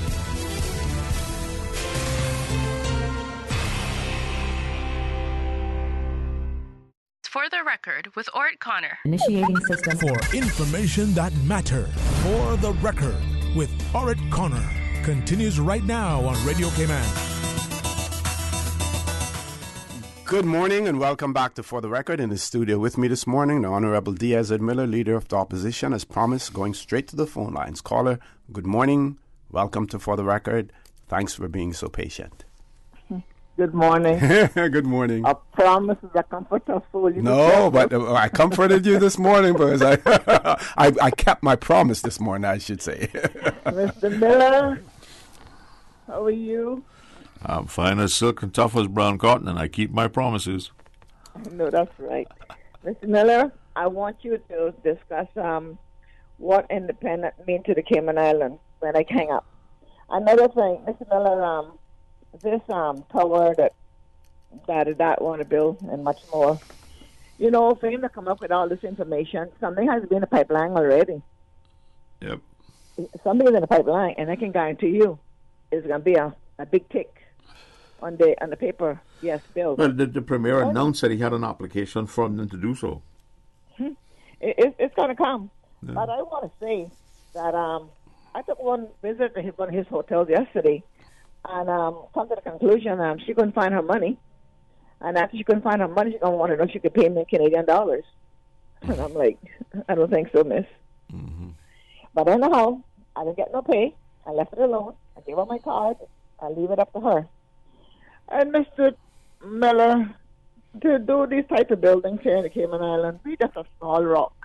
I mean, God forbid if anything happened to Cayman. We have absolute no way to run. But I just want to know, and what do you think? Is this, we got like 4 hotels coming down, somewhere down the pipeline here in Cayman, so we're telling this bracket of started out and so forth. Where is the concession coming in here? Is it going to be pure free concessions and my Caymanian people punishing, including myself? That's the proposal that's on the table. I mean, the concessions are rolling in. Well, I tell you one thing, Mr. Miller. Next 2 years is election time. Mm-hmm. I hope my people wake up and realize the situation they're in right now. And next 2 years, they're going to be in a worse situation than what we're in now. And I hope they know what they're doing when it's time to vote, because, Mr. Miller, we have absolutely nowhere to go. We little few Caymanians who are left, we're going to be sitting in the middle, and all of the well-to-dos are around us where they whipping our backside, tell us what to do and what not to do. But anyhow, I'll leave you guys at that. Thank you very much. Thank you very much. Caller, one more caller. Caller, good morning. Welcome to For the Record. Good morning, caller. Welcome to For the Record. Caller, good morning. Welcome to For the Record. Good morning, Mr. Connor, and good morning to the Honorable Leader of the Opposition. Good morning. Good morning. I have a couple of questions to ask. Yes, ma'am. I can ask the questions and you answer me after, or I can ask them and you answer me in between, but just promise me you let me ask them all. It's 3 questions. Okay. All right. The first one, you were speaking about, the high-rise buildings. Right. Correct me if I'm wrong. Didn't this matter come up in the House already during the previous administration? and it was refused. And the reasons given, well, I can remember some of the reasons given. One that stands out in my mind is fire hazards, because the fire trucks here are only equipped for 4-story buildings and so on. Right. Uh-huh. Yeah, there was discussion about the amendments to the planning law, and they settled that when they moved it from 4 to 10. Uh-huh. And there was some debate about that it should go higher, and it was settled at 10. Well, having said that, have they brought in new fire trucks with longer ladders and so on? No. Okay. All right. And then the next question I have is, if we were to consider referendum, I say we as in we the Caymanian people, is that a matter that would have to be brought by referendum? No. That matter in terms of allowing the building heights for in that corridor is a matter that would be adjusted through an amendment to the development and planning law regulations, which have to be tabled in the Legislative Assembly. But the decision is made in cabinet, and the government has a majority. So when they come down, they can pass it. You're still speaking about the high-rise building. Yeah. The height of the building that is a requirement in planning now. Okay, Carl, did you mean independence when you said referendum? Well, I had moved on to the second question. Yes. Okay. My apologies. Yeah. Okay. The second question was whether independence, whether going to independence would require a referendum. The answer to that is yes. The Constitution clearly states that if any move that takes that would result in, I think is the language that used in independence for the Cayman Islands, is considered a matter of national importance and would require a referendum. Yes. I think that's the language the Constitution used. Okay. And the third question I have is this matter that was discussed in the British Parliament that resulted with this report that we are now, or that the Cayman government is now in possession of. Shouldn't that have been treated also as a matter of importance, if not national importance, and then brought to the people of the Cayman Islands, and then we get to have some input in it? Well, that's what I'm trying to get the government to do now. My question is... My position is that the submission that the government put in writing should have been discussed with the people. But it wasn't. But my question is, shouldn't it have been? Yes, but my position is yes, it should have been. Okay, that's your position. I'm asking, what does the Constitution... No, the Constitution wouldn't require that. No, there's not. There's no such requirement. Okay. The executive has the authority to do those kinds of things. I see. Okay, I just wanted to be clear on that. Okay.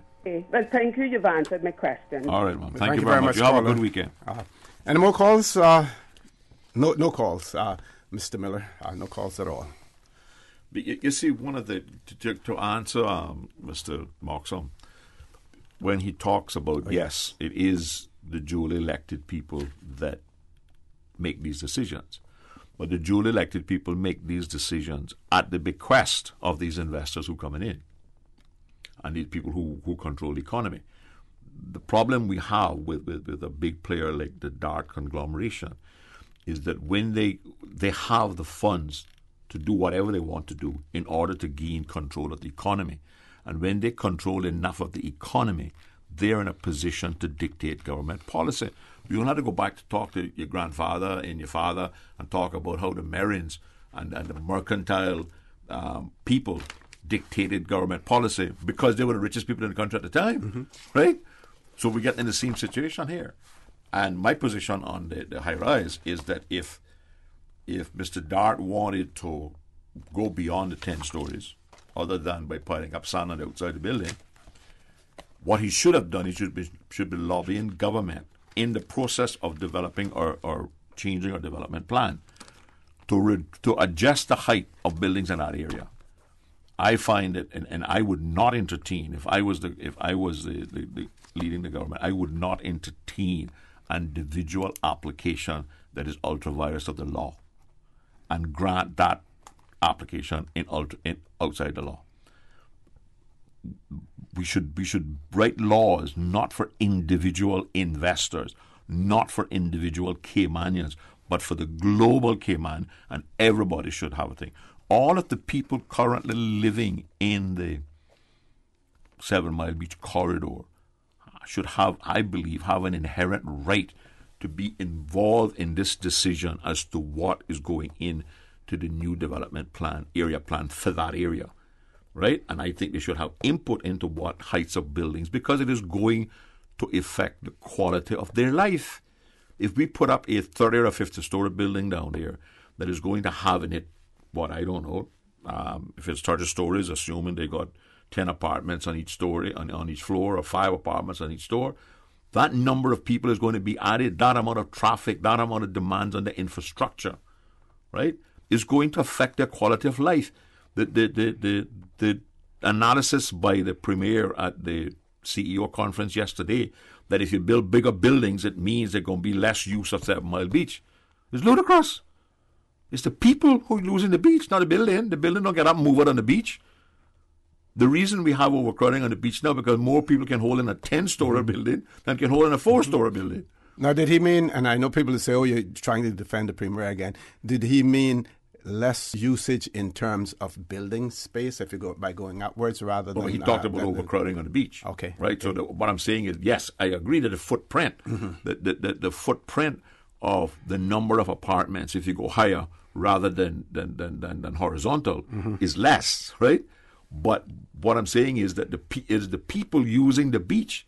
The reason the public beach on 7 Mile Beach is overcrowded is not because of the buildings around it. It is the people who come off the cruise ships and people who come out of the buildings to use the beach. Okay. Yeah. We have one caller and we have a break. I think we can take the caller before we go to the break. Caller, good morning. Welcome to For the Record. Hello, good morning. Good morning, sir. How are you? Yeah, fine, man. Thank you. I got to be brief now. This is Rambo speaking. Listen, this whole UK thing, right? They technical this with it, practical this with it now, right? And we got to decide with this right away, right? The 4 Caribbean, different territories, including us, right? And excluding us is Bermuda and Atlantic, right?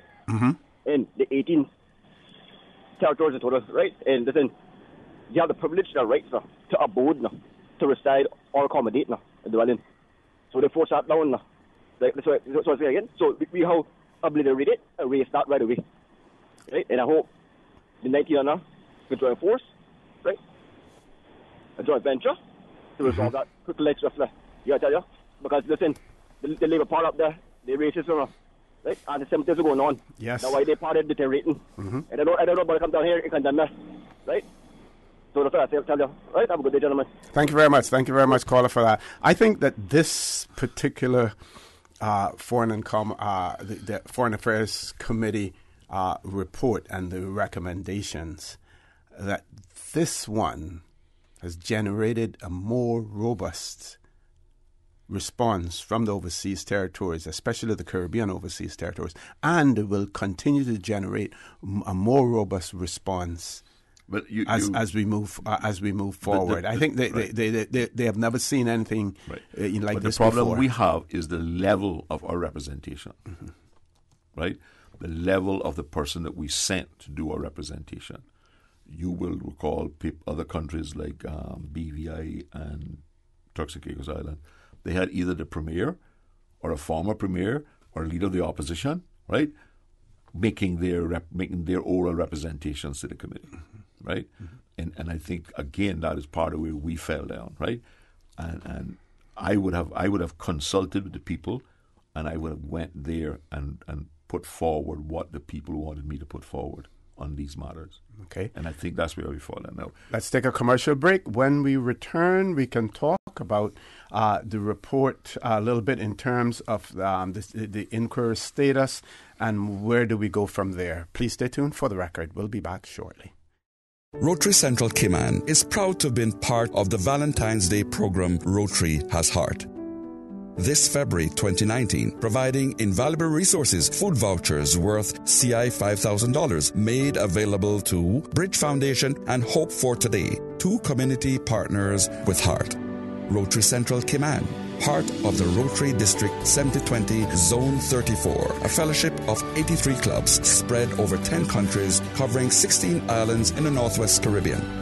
Rotary Has Heart, another inspiration program through Rotary Central. It is amazing to see my daughter grow up and make a difference in the world, but it is also completely terrifying to worry about her when she goes out with her friends.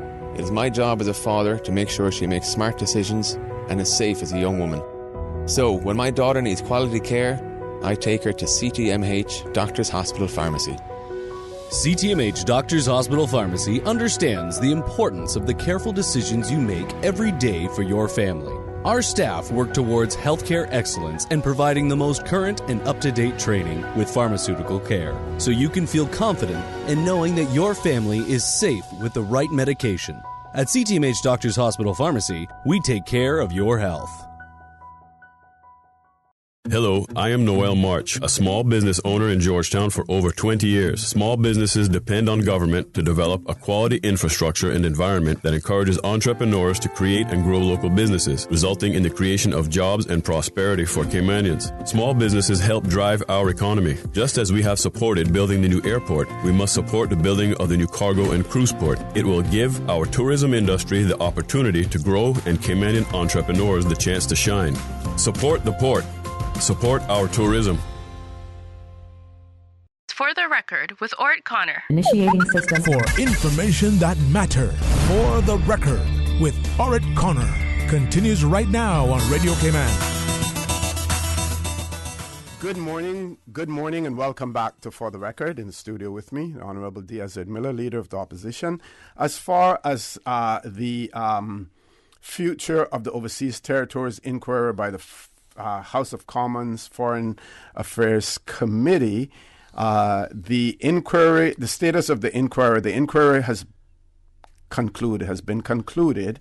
The report published, as we know, and they are now awaiting the government's response. And when you say the government's response, they're awaiting the UK's government's response. Cabinet, yeah. Now, whether or not the UK government in responding will go back to the overseas territories and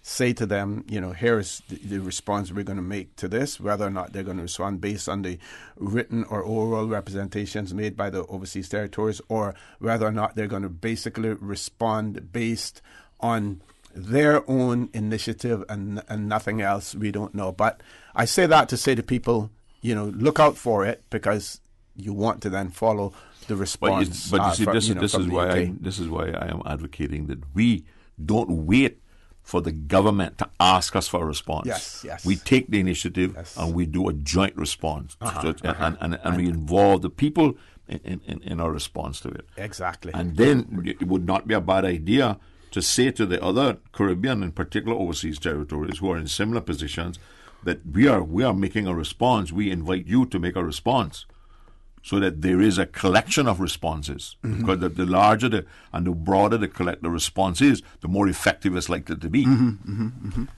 Okay, we have a caller, but before we go to the caller, I'm going to read a message that was sent as well. It says, "Good morning. That press release states that the iconic building would be recognized around the world as a symbol of our national identity. And for the CEO of DART, I won't call names, to suggest that a monstrous tower constructed for the benefit of the DART organization represents the unique and special character of the Caymanian people is to suggest he understands nothing about the history of these islands and its people.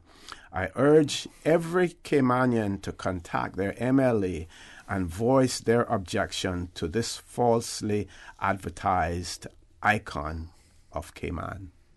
I agree with the caller 100%. Mm-hmm. Let's go to the phone lines. Caller, good morning. Welcome to For the Record. Good morning, Mr. Moderator, and good morning, Mr. Miller. Good morning, sir. How are you? Not as good as you, but I'm good, thank God. And I noticed that all this happening in this discussions and stuff like that about the thing going on, that we, gentlemen, let me put it this way. When I saw this thing with this Kaboo thing, this clearing of this piece of land down there, people think, a lot of people don't like to hear me talk, but I speak what I feel and what I observe. Mm-hmm. And that piece of property you see there, That's the same piece of property that, remember when they were trying to clear out that reef in front of the beach there? Mm-hmm. And they stopped them? This thing with this Kabul had little to do with anything about bringing Kabul here. Mark my words. That is the site that this 50-story building is going to be built on. Okay? If they build it. Mm-hmm. What I'm saying is this. Oh my God, every time I think about these, and the love of money, I keep repeating that, is what is destroying this island. Because we think we're going to get more money. We got people in this island, criminals coming in from Latin America, from India, from this place, from Pakistan, from all these people coming down here. Nobody knows who they are. And I'm telling you, you watch the crime going up.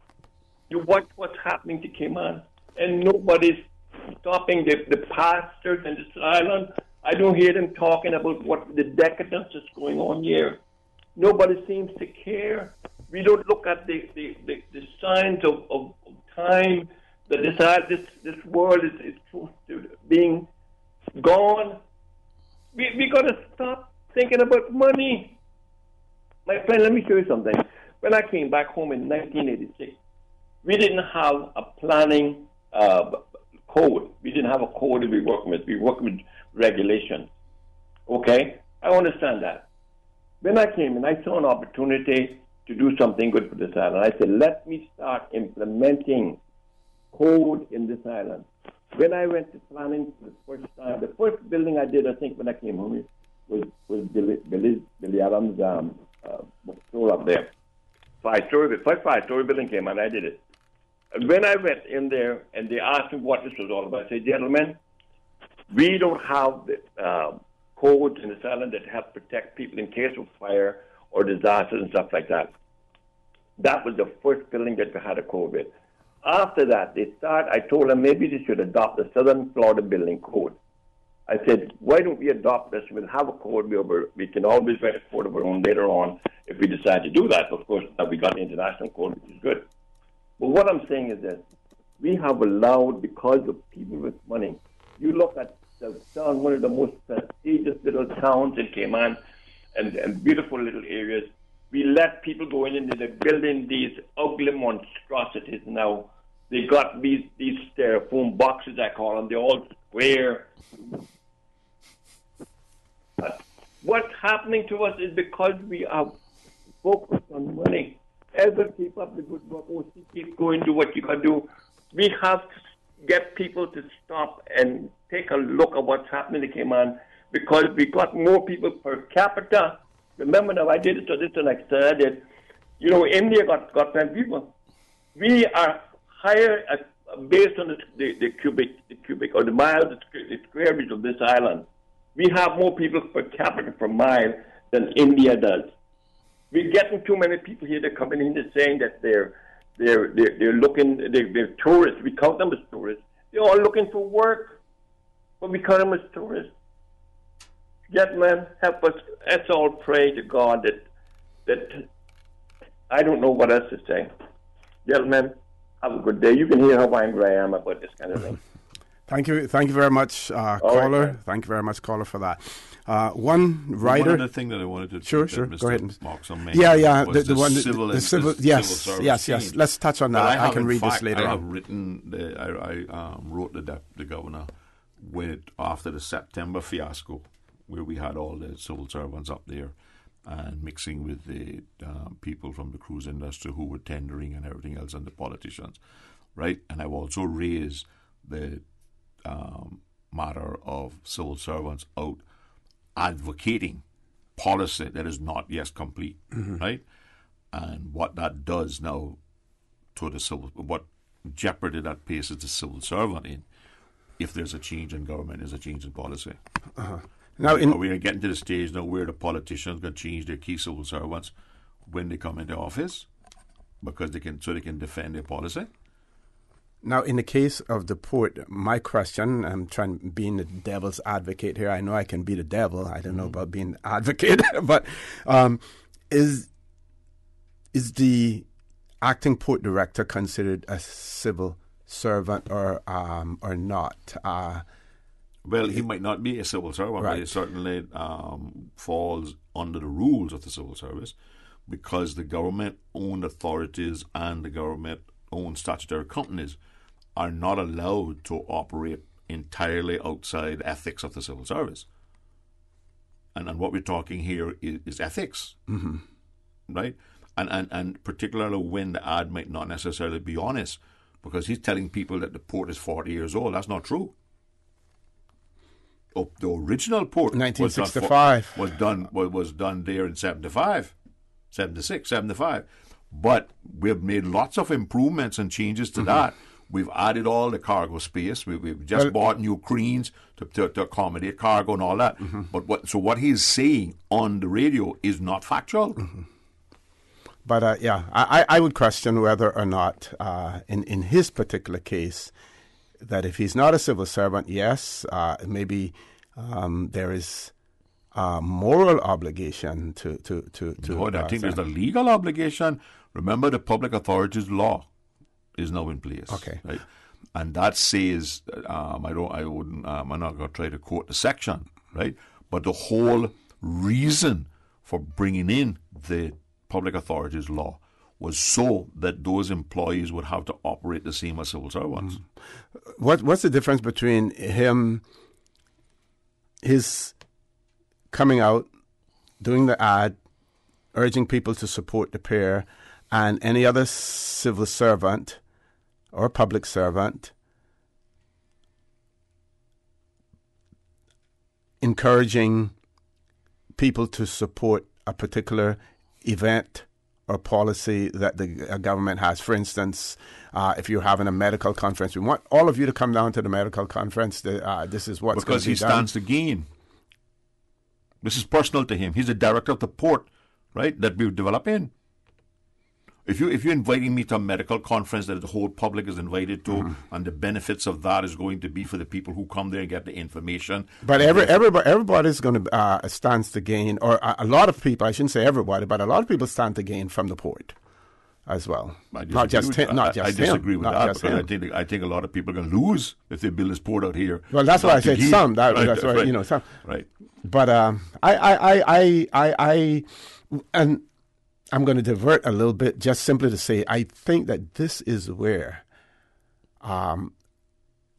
we need to again mature in terms of our development and our policies, where you have an office for government ethics, so that you go to them and say, here is what we propose to do. I would like to get your advice in terms of whether or not it is fit and proper, for me to do this. Code of conduct and ethics, doesn't it?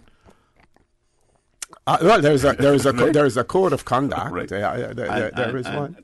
Look, if the civil service wants to venture into the political arena, right, and they want to expose themselves by virtue of their office that they hold, right, to the political arena, that's one thing.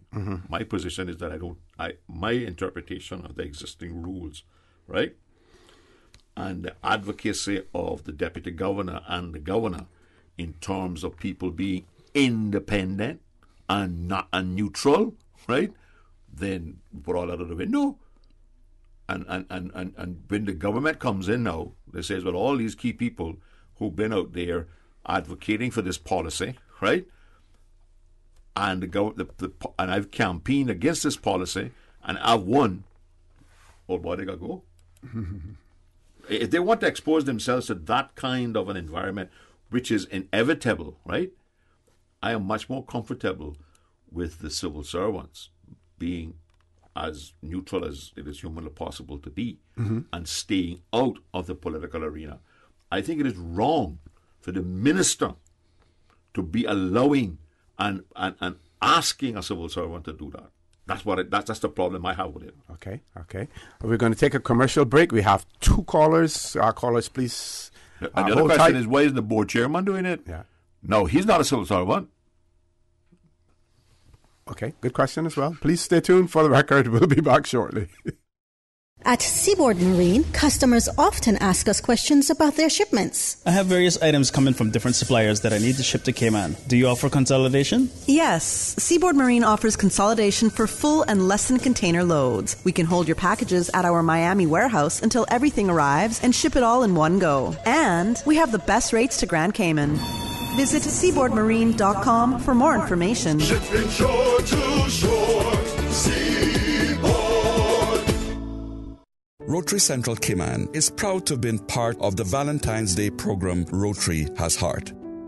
This February 2019, providing invaluable resources, food vouchers worth CI $5,000 made available to Bridge Foundation and Hope for Today, two community partners with heart.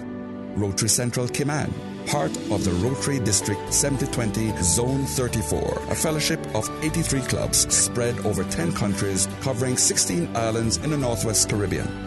Rotary Has Heart, another inspiration program through Rotary Central.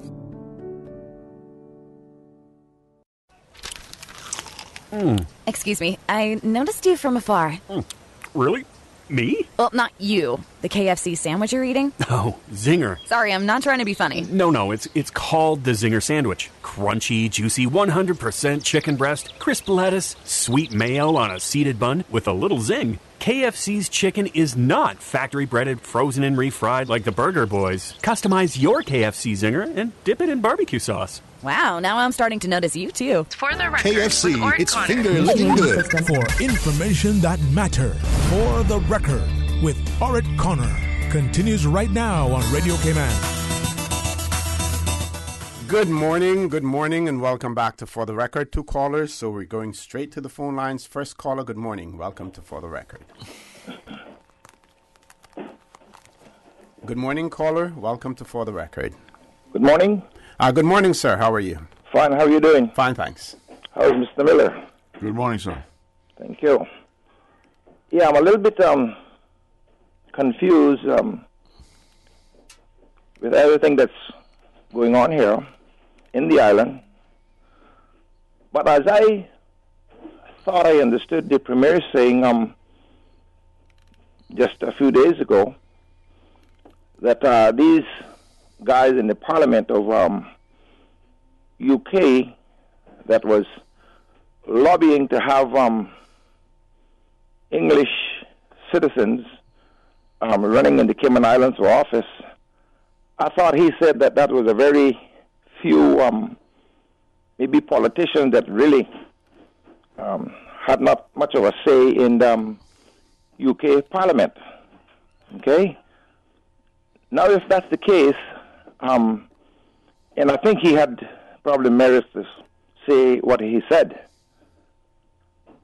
But my concern here this morning, when we talk about our general reserves, our surplus financially, I don't assume that is any great millions or billions.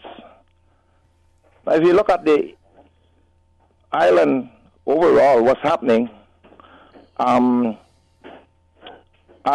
Mr. Miller said earlier, the rich and famous seems to be on the verge of controlling the island. Okay? Take note of what I'm saying. Why don't we get a little bit more robust in having a more prudent say in what takes place in the interior of the island? For example, that these people that come in here with more money that they could spend in probably 50 generations that are calling the shots, destroying your environment, your natural resources, and where, put Mr. Miller one side because I have a lot of respect for him, but where's the rest of the voices that are saying absolutely nothing? The majority of what they said is something about the UK in external affairs, more or less. Nothing about protecting what we have in the island. We're a small island, and as I see it, my friend, if we're not careful, we're going to be out of the game in both places with the United Kingdom, and then the rich and famous will be dictating to us, calling the shots. So where are we? Why don't we have a government that stands up and say, you can only develop this thing here. You can't develop this. I mean, your natural resources, your reserves should include things like your agriculture. That's part of your resources, not just your little financial pocket that you have to depend on. If you have a big problem financially with world economics, then what you're going to do? So I could go on, but maybe I haven't got all of the T's crossed and the I's dotted, but I hope that the powers will sleep and have a dream of what's happening the interior of the island, because it's not pretty. We need to kind of take a deep breath and consider what's happening on the interior part of the island, because when you look at a tourism product, for example, I mean, they're talking about the dock. We have people in our tourism industry, if not by the hundreds, by the thousand, that literally cares nothing about our tourism industry, who brings a significant amount of revenue to this island, no more than getting the almighty dollar. Where's the government to screen these people to make sure that they are proper ambassadors that represent this country, not here just to get what they can get and send it back home? So let's close it off there for now, because, I am a little bit caught up on time, but we'll get back to you another time. And thanks for listening to me, guys. Thank you very much, caller. Thank you very much for that. Next caller, good morning. Welcome to For the Record. Good morning, caller. Welcome to For the Record. We have that caller now. Caller, good morning. Welcome to For the Record. Good morning to you, Mr. O.C. Morning, sir. How are you? Yes, fine, thank you. Good morning to the honorable leader of the opposition. Morning, sir. Always good hearing and hear you always give some information that maybe people are sort of confused about, but make it clear. I just say quickly with first of all, I'd just like to ask a question. Was Mr. Markson a former president of the Chamber of Commerce? That's correct. Okay. Didn't the Chamber of Commerce decide when it was put to them what the minimum wage should be? Didn't they have a major input into that? Because I remember one of the presidents at the time saying that it should be $5.50. That was his personal feelings, but they made it $6. Mm-hmm. I just like an answer to that. Didn't the Chamber of Commerce have a great influence on what it would be? I would tend to agree. Whether or not it was under the Mr. Markson's presidency is another thing. Under him. I said but they had representatives on the committee, because the law requires the government to set up a committee, but the final decision is the government. The Chamber of Commerce did, as far as I remember, have representation on the committee. Yes. I'm not going to go into that any further, because I assume that people can understand why I'm asking these questions. Yes. The idea of one thing you did say when you spoke about the issue, I guess it's a referendum calling for the court, because I've never been understood what it is for when I'm asked to sign a petition bringing a referendum. I ask them, what is the referendum for? And I'm telling you what the answer has been by most of the people who are trying to shove this up my face and asking me to sign it. It is to get answers to questions. I don't think you hold a referendum for that. We have lived, that's just my personal opinion. You hold a referendum for a yes or no answer on certain issues, and you put a lot of issues on the referendum plate, but it's usually yes or no. You're usually for or against. You're asking someone to be. Yep. So you're asking civil servants, because they have been lobbying for that, those people who are asking for that referendum via that petition, to sign the petition, not the government asking for any petition for a referendum. So therefore, when you said getting into politics, it is political, as I've always said from the very beginning. It is political. So this is a kind of a toss-up but they're asking civil servants to participate in a political thing, which is more or less an agenda, which is not the government. So therefore, must be against the government's agenda.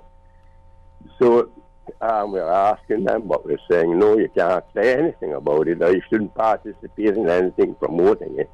So it is a kind of confusing issue. That's why I asked that. But I'd just like to say why I really called.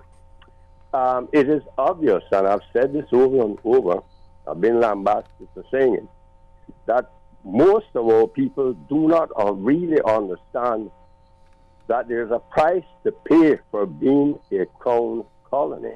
I call us that because government land is called crown land, and Her Majesty's government in the United Kingdom is called Her Majesty's government in the United Kingdom, and our passports say the exact same thing as born British citizens. The new passport says this passport remains the property of the Crown at all times. It does not mention any government, any country. The Crown at all times. That's what it says. That's what it says. So therefore, I would suggest that we are Her Majesty's government in the Cayman Islands. But then the thing is this. We knew of that decision coming down the line because when we were involved with the European Union, thank God, at least England has got out of that. That Great Britain has got out of it. I know it's a message. Well, they're not out. They're not out yet. They're not out yet. Yes, I understand that. But my point is this: we were told that it might be coming that European Union citizens moving from one place to the other would be able to vote in that particular country they move to. That's why there's a big movement on against this migration and to stop the heap of refugees and that. Caller, I'm going to ask you to wrap it up for us real quickly, please. That's what I'm saying. So we knew this was coming. It's a part of it. At least it's better than to have European Union citizens wishing for the same thing. I think we can fight it, but we have got to understand, going independent. Lost the caller. Unfortunately, we lost that caller. Let's take a commercial break. When we resume, I think we still have another caller as well. Folks, please stay tuned for the record. We'll be back shortly. At Seaboard Marine, customers often ask us questions about their shipments. Hi, I'm thinking of buying a car from the States. Which port do you ship out of? Hi, we ship out of Miami, Houston, and Brooklyn. Just let us know your port of choice and we can provide you with a quotation and answer any questions you may have on insuring and protecting your vehicle during its journey. Shipping shore to shore, Seaboard. Thinking of doing more to show your sweetheart you really care? Explore new roads together with the 2019 RAV4, Vamped Motors' #1 selling SUV. Save $2,000 off all 2019 RAV4s loaded with features you both will fall in love with, like maximum comfort and cargo space inside, eco mode for low fuel consumption, an audio system with USB and Bluetooth connectivity, vehicle stability and traction control to help you navigate wet roads, and advanced safety features to keep you and your loved ones safe. Do more for your sweetheart and save $2,000 now on the all-new 2019 RAV4 from Vamped Motors, Walkers Road. Cayman's biggest family fun day is back. The 52nd Annual Agriculture Show at the Stacey Watler Agriculture Pavilion in Lower Valley. Wednesday, March 6th. Cookie competition, pony rides, petting zoo, beautiful baby contest, rodeo, Miss Farm Queen competition, and the Martin the Cayman Cowboy, Roscoe the Mechanical Bull, and so much more. Gates open at 7:30 a.m. with ample parking. General admission is only $10. Children ages 2 to 11, only $5. And children under 2 are absolutely free. Or if you buy a raffle ticket, it includes free entrance and a chance to win $20,000.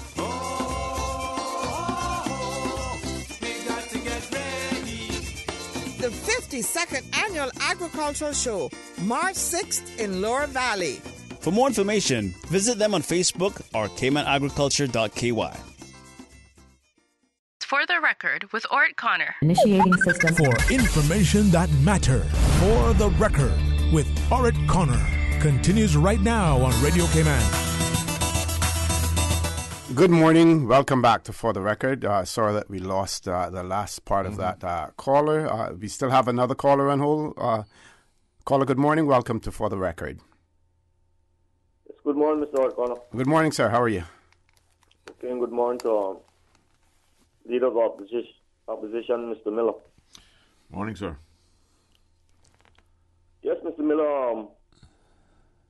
What are the main reasons for you not wanting or believe that the dock should not be built? Because there's no empirical evidence that the cruise tourism needs a dock, and the problem.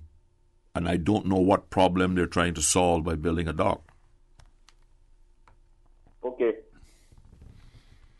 Well, I agree with the safety part of the cruise ships having a dock. It's safer for the passengers and for the ships. I agree with that. But that's not what the mariners with lots of experience tell me with the design that they're putting there. But anyway, yes. I accept that that's your position. Yeah. Yes, but this is my main concern, that I don't agree with the dock being built. And that is the sea surge that we will have coming into Georgetown. They're speaking now about revitalizing. Yeah, revitalizing Georgetown. Well, I have something to say here this morning. Georgetown looks awesome compared to what it's going to look like when that sea surge comes in. So I hope the owners of those buildings and the insurance companies have more say in this than what they're doing, because Mr. Miller and Mr. Orrett Connor, after that dock, after those cruise ship piers are built, Georgetown is going to get destroyed. And I'm not asking you, I'm telling you, it's just a matter of time. So thank you very much, gentlemen. Thank you very much, caller, for that. We're going to close off the phone lines now because I have several messages that I need to read as well. We need to create, a balance here where we not only take the phone calls, but we encourage people to send us WhatsApp messages, emails, and everything else. This one says, this one reads, regarding the recent discussion surrounding British nationals who are not Caymanians having the right to vote and possibly participate in local elections as candidates, please note the following. I believe, based on experience, that this is not something which is driven by a British government consideration, because in the grand scheme of things, we're talking about approximately 2,000 people, as you well know. So from their perspective, that's a drop in the bucket. Rather than incentive must come from locally based powerhouse British nationals who want to ensure the provision of their own kind without any immigration control, so that they can effectively hire whomever they want and lock out Caymanians from important positions. That is based on personal experience. It says one more under the Public Management and Finance Law 2017. Public service means the civil service and employees of statutory authorities and government companies. So when you're in the public service, they are all subject to the disciplinary measures contained therein as well. One more. This one says, good morning, Mr. Connor, Mr. Ezzard. Some of us are saying we don't have anywhere to go. But why should we need to find somewhere to go? Once we are being ruled properly by our people, we can trust and don't need to go anywhere. England did nothing and is not doing anything to support us. We manage our own financial affairs. We are swimming alone. Stop being afraid to take baby steps. or we will never learn to walk. Which, Mr. Miller, and I think that last comment there is important. When we look at the British Virgin Islands and the recent election results there in the British Virgin Islands, the NDP, the party that was in power prior to the election, there were questions about accountability, questions about transparency, questions about integrity.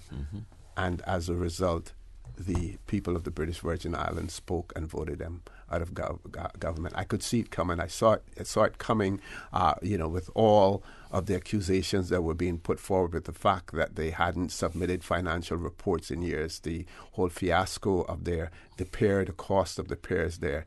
$7 million spent to start an airline, British Virgin Airlines, given to private individual. They have not seen 1 cent of it, and no airline. Well, the people. And what this person is saying is, the only concern that I have with that person's statement is talking about being ruled by anyone. I would say, being run, the country being run by, but not us being ruled by anyone, even our own people. Yeah, and democracy. You get the government you vote for. Yes. We're not appointed, we voted for. And we have seen in all of the recent elections, going back 4, 5, 6 cycles, people are not afraid to change representatives if they don't think that they're doing the job that they elected them to do. So. Okay. That's the ultimate performance test. Yes. I think we answered all of the questions that callers had and everything. What's happening with your public facilities at the public beach? Well, I'm hoping that the restroom facilities in Rum Point is going to start next week. And I'm hoping that the government has finalized the agreement with DART to open up Starfish Point, the big gate that they have there, so that the people can use that to get to Starfish Point while the construction is going on. And I spoke to the contractor, and he says he would take 3 months, outside 4 months. So we'll have a much improved facility at that time. So trying to get the recycling containers out. They decided to put them down in front of the Civic Center. But they were going full and running over for the governor's arrival at last Saturday. So I'm going to meet with them this afternoon to try to put them. I think a better place to put them is across the street from the dock in Old Man Bay, where people can just pull up and, have easy access. The problem is that very few people know it's down behind there, right? And even when it's down behind it, I don't think it's been emptied since they had the big press conference putting it there, because I get pictures of it now with cardboard boxes and overspilling, right? So, but these are the things that they do without consulting, And when you complain, then they say, well, okay, let's talk about it. Well, we should talk about it before you went into all this, Because one of the things that I've been trying to get them to do is to put a big container on that site all the time, so people can put their white goods in and stuff that they don't want to, because they're not going to drive all the way to Georgetown to put it in. I mean, let's be practical here, right? Yes. They're going to find some side road and dump it off in the bush. Precisely. So we have the facilities, put it there, and let's service it properly. Included in I asked them to include in the new public beach facility that we're doing a recycling bin for the people in Cayman Kai can have access to one down there. So, we've been trying to improve it as we go along. We're getting our senior citizens program back on track. We had a wonderful evening last Saturday night. In fact, I was very worried towards the end because we'd only catered for 100 people with food.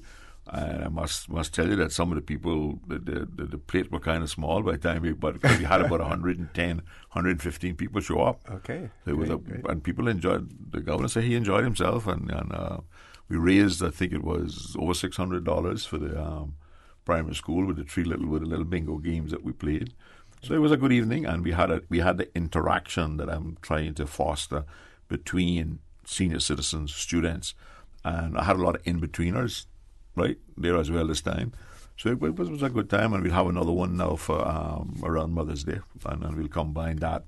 We'll have it between the two, so we can have both mothers and fathers. Right? Okay. But it's working out well. Okay, I'm going to like to entertain my listening and viewing audience with articles from the Tradewinds newspaper. Thursday, the 3rd of March, 1966. That's the closest that I can get to the 1st of March, 2019. You're dating us now, you know what? Yes.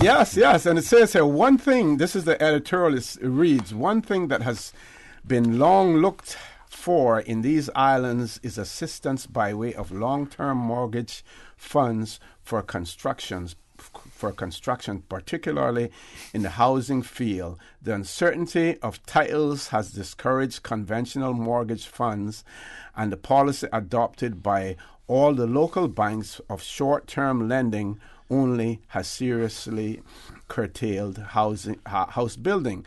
According to the announcement of Cayman Homes Limited, that they are offering mortgage loans of up to £3,500 on each residence constructed in their new housing development is a most welcome one.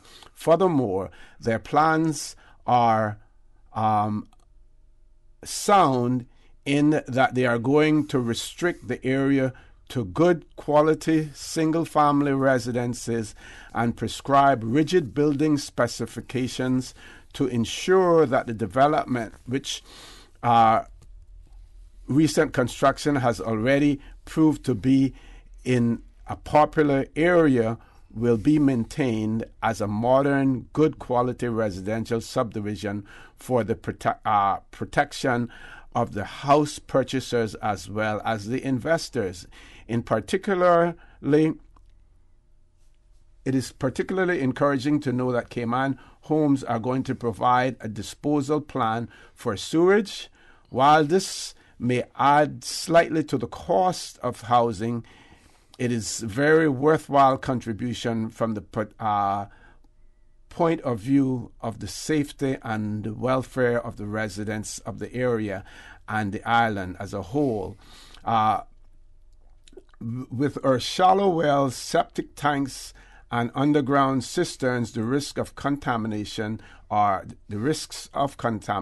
considerable. But with individual building and no public sewage or water systems, little can be done about it. But in a planned development like that proposed, this hazard can be eliminated, and we hope for that reason that it will provide a pattern for the future. We feel this whole project, financed by some of our winter residents, is a most worthwhile venture which should go far in providing our young business people with the opportunity to have their good quality time and new homes now, instead of having to struggle over the years to save the money before they start to build. It is also encouraging that the principals involved plan to invite Caymanians to invest and participate in the project if it proves popular and appears to offer a worthwhile feel for investment. Thank the responses of Cayman Homes and wish them well. We are sure their venture will contribute much to the development of these islands and should prove popular. We would like to think that it will be successful and that in due course local residents will also invest in this much needed and worthwhile project. Something that you continue to talk about, if you get these big conglomerates, gulping up everything, what is left for the small investor in the Cayman Islands. And with that, we will close our show today. Folks, I want to thank you for allowing Radio Cayman, and by extension For the Record, into your homes, into your vehicles as you traverse the busy roads of the Cayman Islands, into your places of work, whether it be an office cubicle or if you're working in the outdoors. I also want to remind you that we are brothers and our sisters keepers. There is always someone out there who's less fortunate than we are, and I ask you to extend a helping hand to them. If you can't do that, then I suggest you donate to a worthy charity, because we always want want to consider those who need, not necessarily those who want or even those who crave. I say to you, have a great day. Continue to support your radio station, Radio Cayman. Join Sterling Dwayne Banks at 12:15 for Talk Today. For those of you who are celebrating birthdays today, who have celebrated them a few days ago and who will celebrate them in the future, I want to say to you, have a great days when you do celebrate. And as usual, we ask the good Lord to bless these three beautiful, wonderful Cayman Islands.